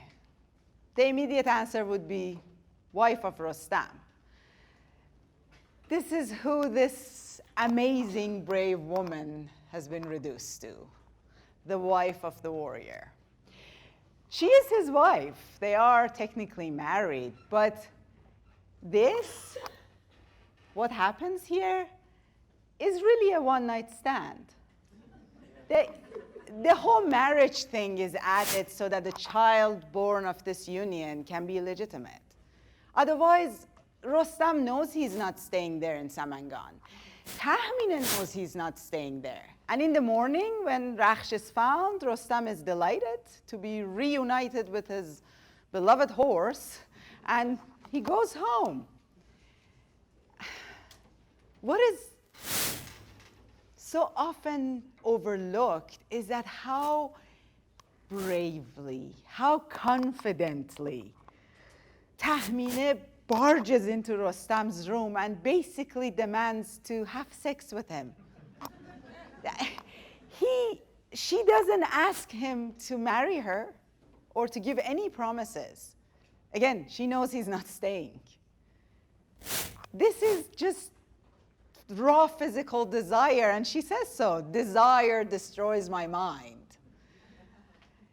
She wants to have this warrior by having him sexually, and then she wants to give birth. She says, I want to have your son, but she wants the child for herself, not for him. She doesn't want to give him a son. Again, he's not going to be there. He's not going to participate in raising the child. The child is for her. She wants to create Rostam's replica, to give birth to his 𝗕𝗵𝗆, his heir. She wants to create a Rostam of her own. And she does. After 9 months, the princess gave birth to a son who was as splendid as the shining sun. His mother called him 𝗠XX. 𝗠XX was a boy just like his father Rostam. Even as a baby, he was strong. And when he was 10 years old, no one could match him. So 𝗠XX goes to his mother. Mother, who am I? What is my name? Who is my father? What is my lineage? Why am I stronger than boys my age? 𝗤𝗵𝗍 knows that it's time to tell her son the truth. My son, hear what I have to say and be happy with it. You are a descendant of Zal and Sam. You are the son of Rostam, the greatest hero that ever lived. This is why you're stronger than all others. 𝗠XX is amazed and delighted to be related to this great hero. He decides then and there that he and his father, they need to rule the world. He says, there's such a father and such a son in this world. Why should anyone else be the Lord? No, I will gather a great army and I will topple King 𝗏𝗏𝗆, and I will give the crown to my father. And so he gathers a great army and starts marching toward the border with Iran.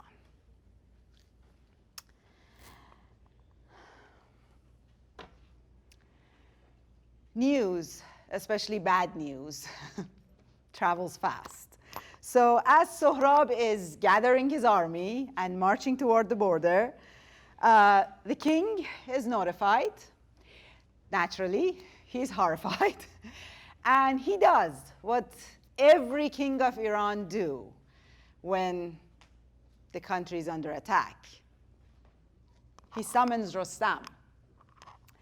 But Rostam is in Zabul, far away. He is living his life, and when the king's messenger arrives, Rostam decides that he can take his sweet time. So he spends the next few days drinking and partying and having a good time with the messenger. When he finally makes it to the capital, the king is really angry. He shouts at Rostam, "What took you so long? I'm your king. Why don't you obey me?" Rostam is offended. So he starts shouting at the king, "I am the crown bestower, the renowned Rostam. You're only king because of me. I put you on that throne." So, as the king and his greatest champion are shouting at each other, and the courtiers are looking at this horrified, trying to stop them from killing each other, 𝗠XX is marching on. And he would have destroyed the realm if he was not stopped just in time, delayed long enough for Rostam to get there. And once again, it is a woman.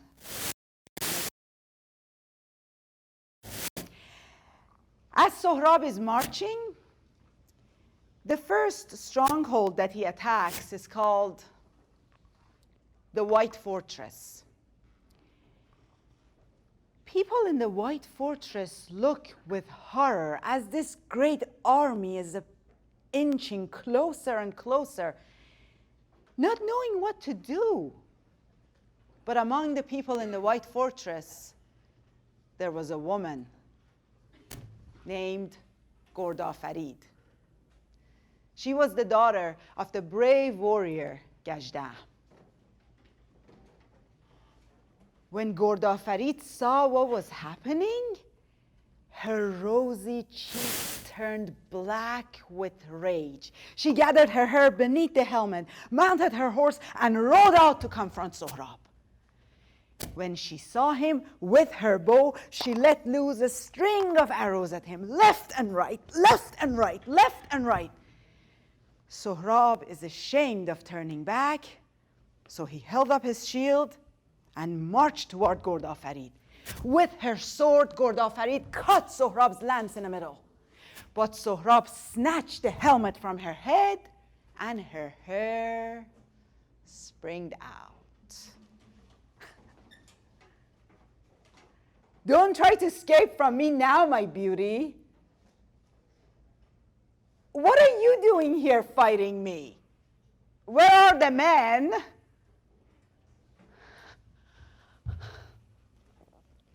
Brave hero, you have defeated me.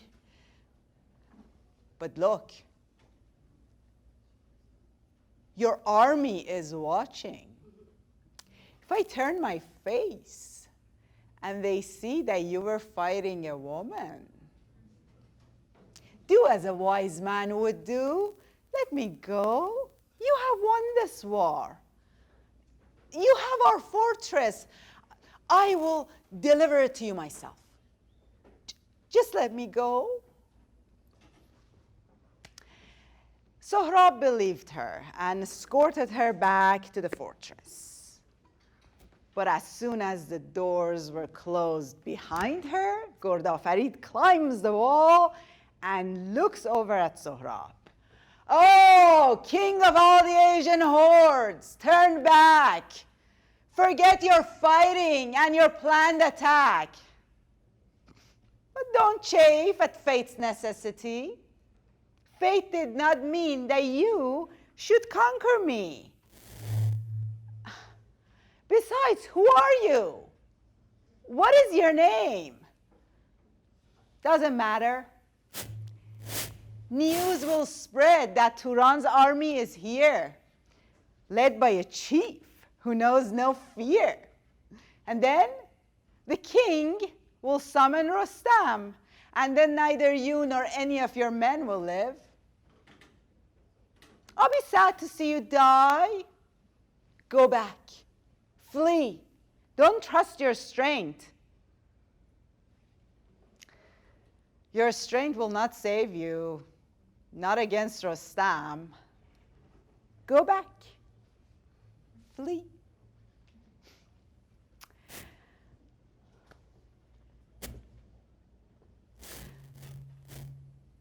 𝗤𝗿𝗆 uses Rostam's name in order to frighten 𝗠XX. But the reality is there would be no Iran left for Rostam to defend if it was not for her. If she had not delayed 𝗠XX, if she had not held the line.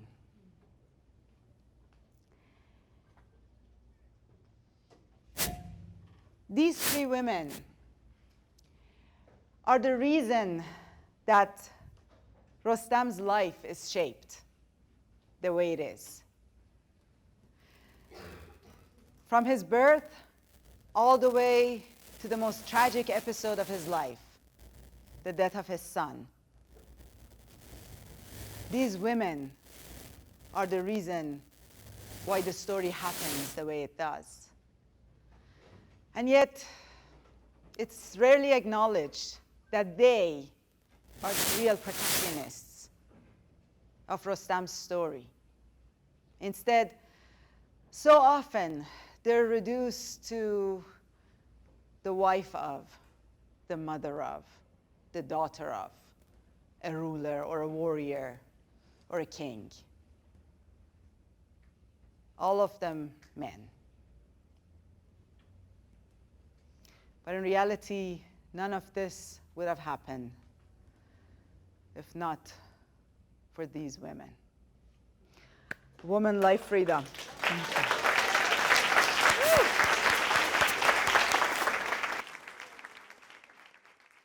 Our final presenter in panel 1 is 𝗤𝗆𝗆.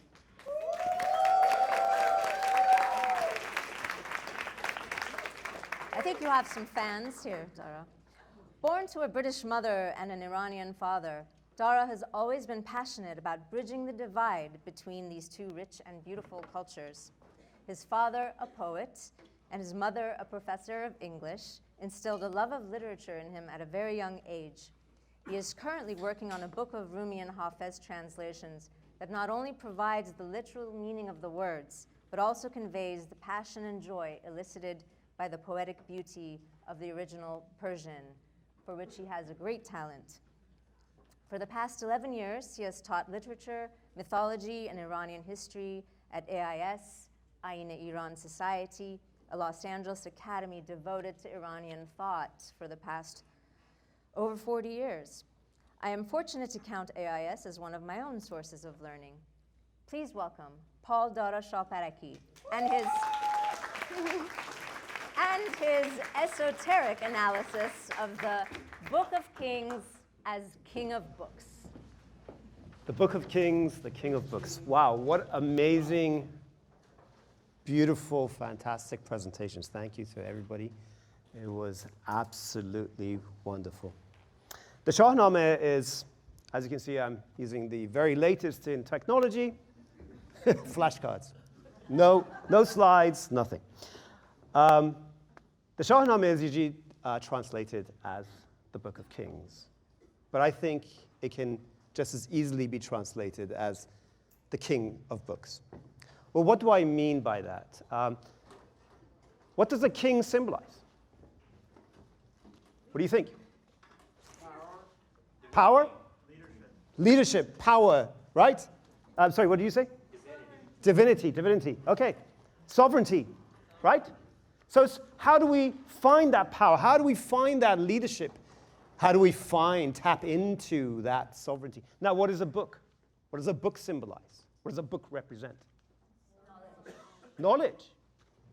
So it's knowing if it is the Book of Kings, is this, the Shahnameh, giving us that knowledge to find our own power, to become sovereign over our own existence, over our own lives. Now, what does it mean if it's the King of Books? Then it is the book that is the mother of all other books. It's the source of all that knowingness that allows us to find our own true sovereignty. There was an interesting experiment done. A lot of you who know me will have heard this 100 times, so I beg your forgiveness for repeating this. But they did an experiment with mice, and they timed the mice, and they were in a maze. They timed them and saw how long it took them to get out of the maze. Now, as the mice got more and more familiar with this maze, they managed to escape the maze that much more quickly.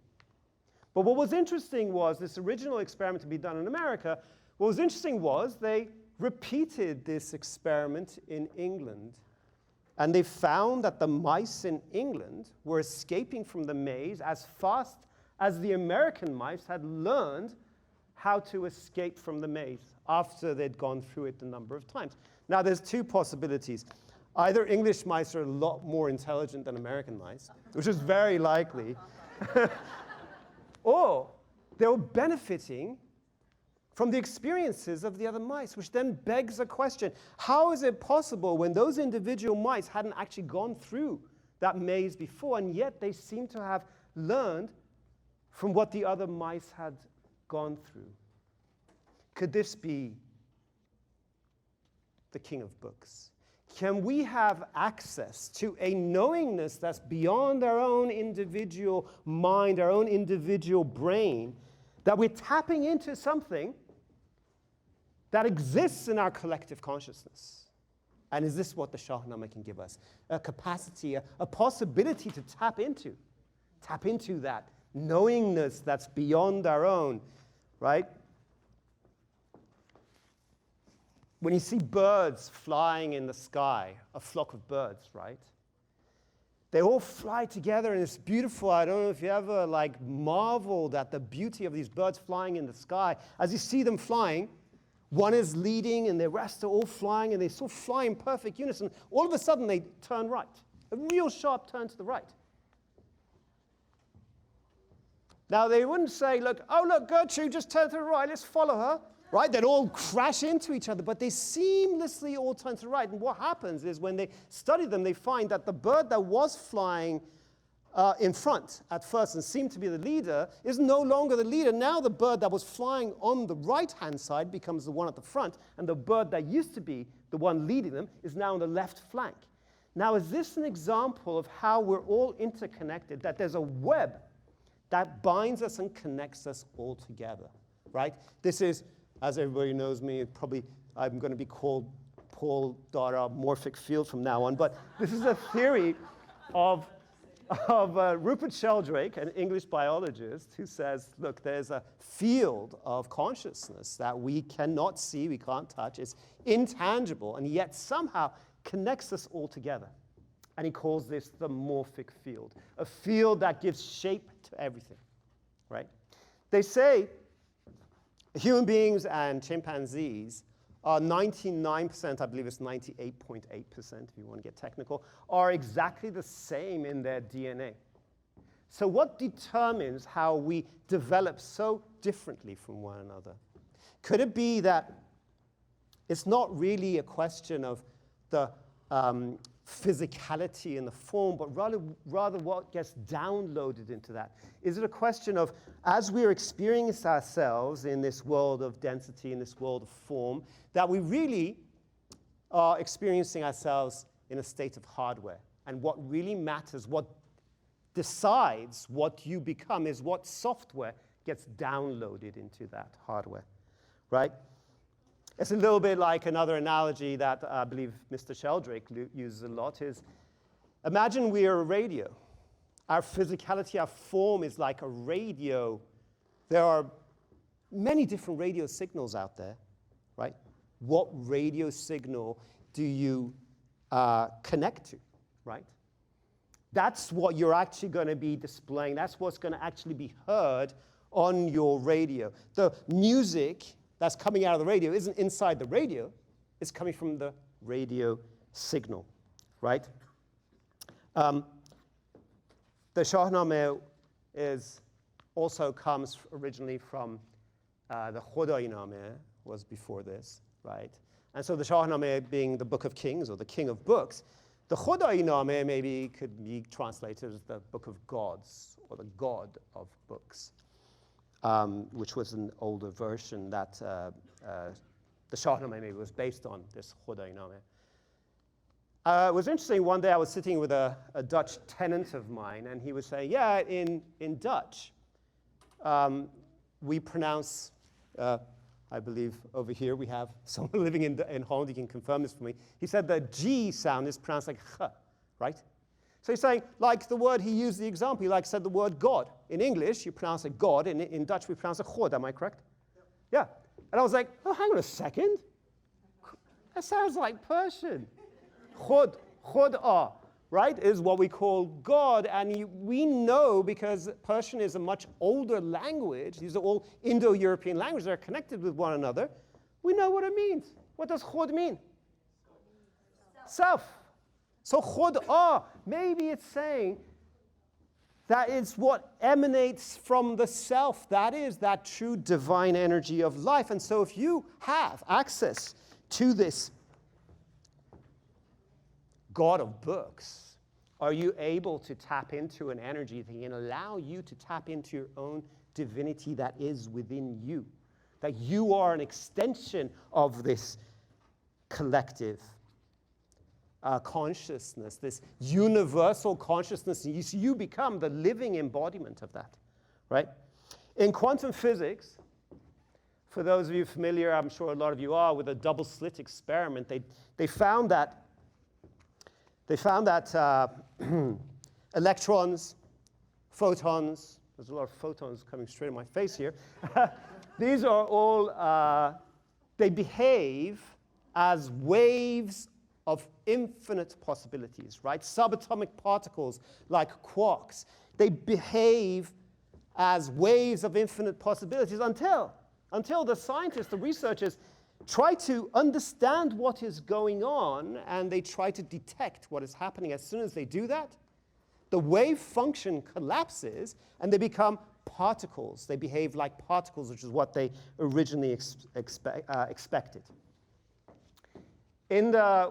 I'm supposed to be talking about the introduction to the Shahnameh. You're probably thinking, when are you going to get to the point?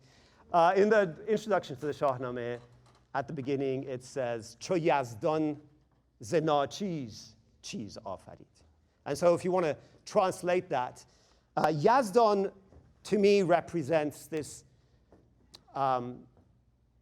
this prime creative essence in life itself. Now you could call it God, you could call it the divine, but there is a prime creative essence in life, and it's saying that Yazdan, from nachiz, from nothing, created cheese, created thing. How can you create thing from nothing? Or could it be that we're looking at it incorrectly? Could it be that we are creating all things from no thing, so that it is not an absence or lack of something, this 𝗏𝗏𝗏 or the no thing, but is the potential for all things that have not yet manifested and materialized, right? It's our consciousness that determines what particle we're going to get from that infinite wave of possibilities. Rumi has a beautiful poem about this, where he talks about the warp and weft. The warp and weft is the underlying fabric, in Persian we call it 𝗕𝗀𝗆, is the underlying fabric upon which you weave your carpet. And this weaving of a carpet is your own tapestry. It's what you're creating, it's what you're bringing in to manifest, right, with your own creativity. So it's your own perception, it's your own thought, it's your own vibrational frequency that determines what you're going to, the underlying fabric with which you can actually create and manifest. The Persian starts out as ای از تو خاکی تن شده تن فکرت و گفتن شده و از گفت و فکرت بس صور در غیب آبستن شده. Sorry, I only went to first grade in Iran. That's why they gave me the name 𝗤𝗏. I was saying this to Sarah over here. It's the first grade book in Iran was 𝗤𝗏. So anyway, hopefully I didn't mess that up too badly, but I translated it this way. From dust, you have your body wrought. Bodies give rise to word and thought, and your thought and word impregnate the unseen realm and hence create all the forms that you make and mold. All thoughts in denseness to unfold. Should any form's meaning be known, its true beginning will be shown. Should you regard some ice just so, and of its essence nothing know, after you see the water spout of ice's source, you'll have no doubt. Think no thoughts of beauty bereft, for thoughts are of forms warp and weft. Weaving thoughts of excellence no excellent form will surely show. 'Tis the way in which you perceive that determines the form you weave. Thus the form stems from perception, man and woman, your conception.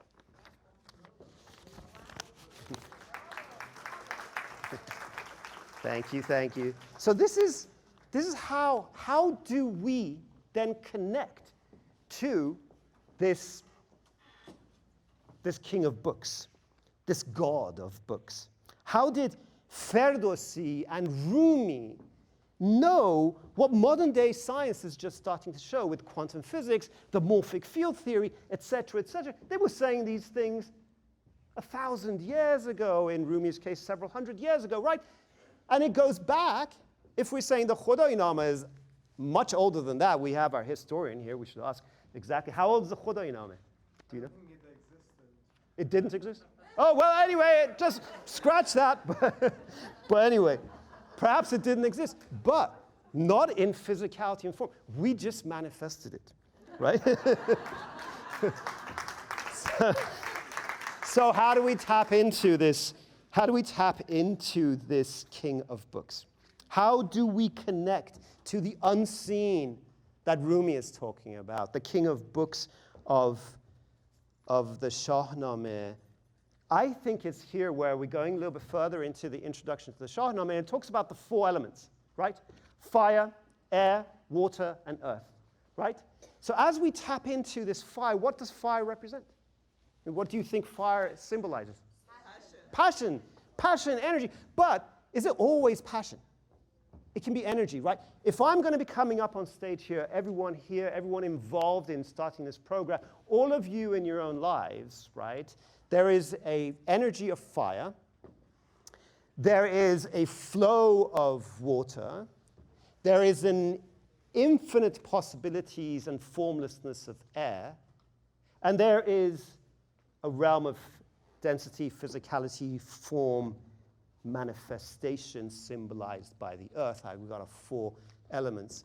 Now, I don't know if Maryam did this on purpose, but she asked me to come here and talk today. very kind of you. But on the other hand, did you know that today Chelsea were playing Manchester City? Manchester City beat my Chelsea and they became champions of England today. Now, I could have been lying on my couch, drinking a beer, in my comfort zone, not having to come up here, not having to deal with all this stress, sleepless nights, but instead I'm here, thanks to Maryam June. But how many of us get stuck in our comfort zone? How many of us want to say, leave me alone, I just want to be a couch potato? And what we think of, oh, I'm in a state of peace, is really just inertia. That we're stuck, that we're not really tapping into the true creative being that we're supposed to be. And it takes someone like Maryam to jar you out of your state of inertia, to actually get you to do something, because otherwise I'll be just sitting there watching television, right? And I'll be watching all those other games as well, because I've got to watch every single one of those matches, right? As Amir Hussain knows, right? So we, though, then go out of our comfort zone. And so now that fire, I think that fire first, before I can deal with the passion of fire, I've got to deal with the stress of it. It's like, oh my God, now I've got to write something. Now I've got to do something. Now I've got to come and make a fool of myself in front of everybody, and you feel stress. Stress is energy. Fire is energy. It's not necessarily always passion, right? And you've got what should be your flow of consciousness, which is water, and it's like, nothing is coming. Nothing at all. I got nothing going here. What's going on? And you got a block. And so what should be a fluid river of consciousness that's coming through to you instead becomes a block of ice. Right? And your earth, where you're supposed to be manifesting something, is just rigid and structured. And you can't connect. And forget about the air. You're not even thinking about it. It's just this vacuous, empty space. It's like, what the good is that? Right? So as you go there, you have to, how do you overcome that? And I think these ideas of fire, air, water, earth, they all symbolize something. We have to become the living embodiment of those. And so this is where you change the dial on your radio. That is where you download that particular software, the quintessential idea of what fire represents, which is the energy of life itself. You have to become the lover and the beloved, as so beautifully spoken about, right? About these women in the Shahnameh. You have to fall in love with it, just as Zahhak fell in love with 𝗏𝗏𝗵. So that feminine energy attracts, this beautiful 𝗏𝗏𝗵 attracts you, and you become the lover. You become the lover and the beloved, and that's where you align yourself with that energy. And as your fire now takes over, becomes passion, you now connect to the infinite formless air. And in that infinite formless air is where ideas can come to you, where you get an epiphany that grows like a cloud and it becomes pregnant with rain. It becomes pregnant with rain and it gives birth to perhaps your own Rostam. It's your 𝗏𝗏𝗵 that now flows back down, the 𝗏𝗏𝗵𝗱 zindagi, the water, the river of life that now flows from the heavens and comes down to the ground. And so what you had planted, whether consciously or unconsciously, under the earth of your manifested form of what you want to create, now flourishes and grows. And you've created something amazing. You've created something beautiful, right? But I think the Shahnameh cautions us.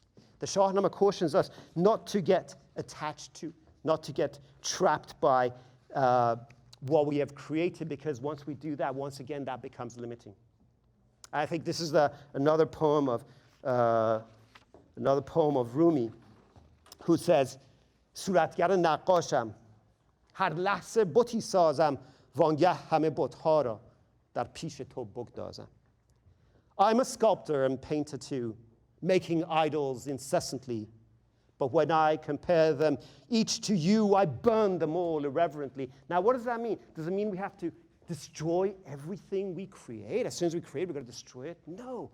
I think what it's telling us, the Shahnameh Rumi, that we've got to take what we just created and use that as the fuel for our next fire, so that this creative process doesn't just end with one cycle, but just becomes a trigger to keep on creating right? So once again, that becomes a fuel for your fire. Once again, you become impassioned. Once again, that allows you to burn away all your petty insecurities, your petty concerns, and you become one with the infinite sky, which now flows back down and becomes, once again, a manifestation of form in physicality, right, that you've brought about. And once again, this process then goes faster and faster and faster and faster, right? So if you imagine a spinning top, right? You spin a top around. Now, when it moves slowly, it wobbles, right? But when it moves fast, it creates perfect alignment in the center. Top to bottom is dead straight. And I think that is where we create the paradox of we're going through our creative flow. On the outside, we're creating this whirlwind of creativity. But in the center, you're finding your 𝗏𝗺. You're finding your divine grace, which allows you to go from the world of the thing, the cheese, to the world of the non-thing, where you become the living embodiment of the 𝗏𝗀𝗆. You are divine. You are your own divine selves that can actually create and manifest. Now, I think I'm running out of time. Do I have time to read a little poem?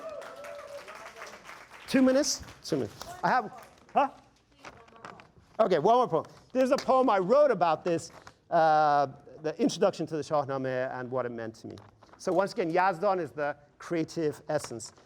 Yazdan, the pure essence of creativity, out of no thing spawned something that now came to be. No thing is not absence or lack, but the true source of divine potential of each creative force. Endless possibilities, infinity's waves, bring God's particle of what creative love craves. Could the wave be the true absolute zero state of infinite possibilities from which to create? So does all that is come from love's creative spark, whether you, the multiverse, an atom, or quark? Is this the connection that takes 0 to 1? Endless possibilities united as one. What did 𝗏𝗺 tap into that he didn't know what modern day science is just starting to show?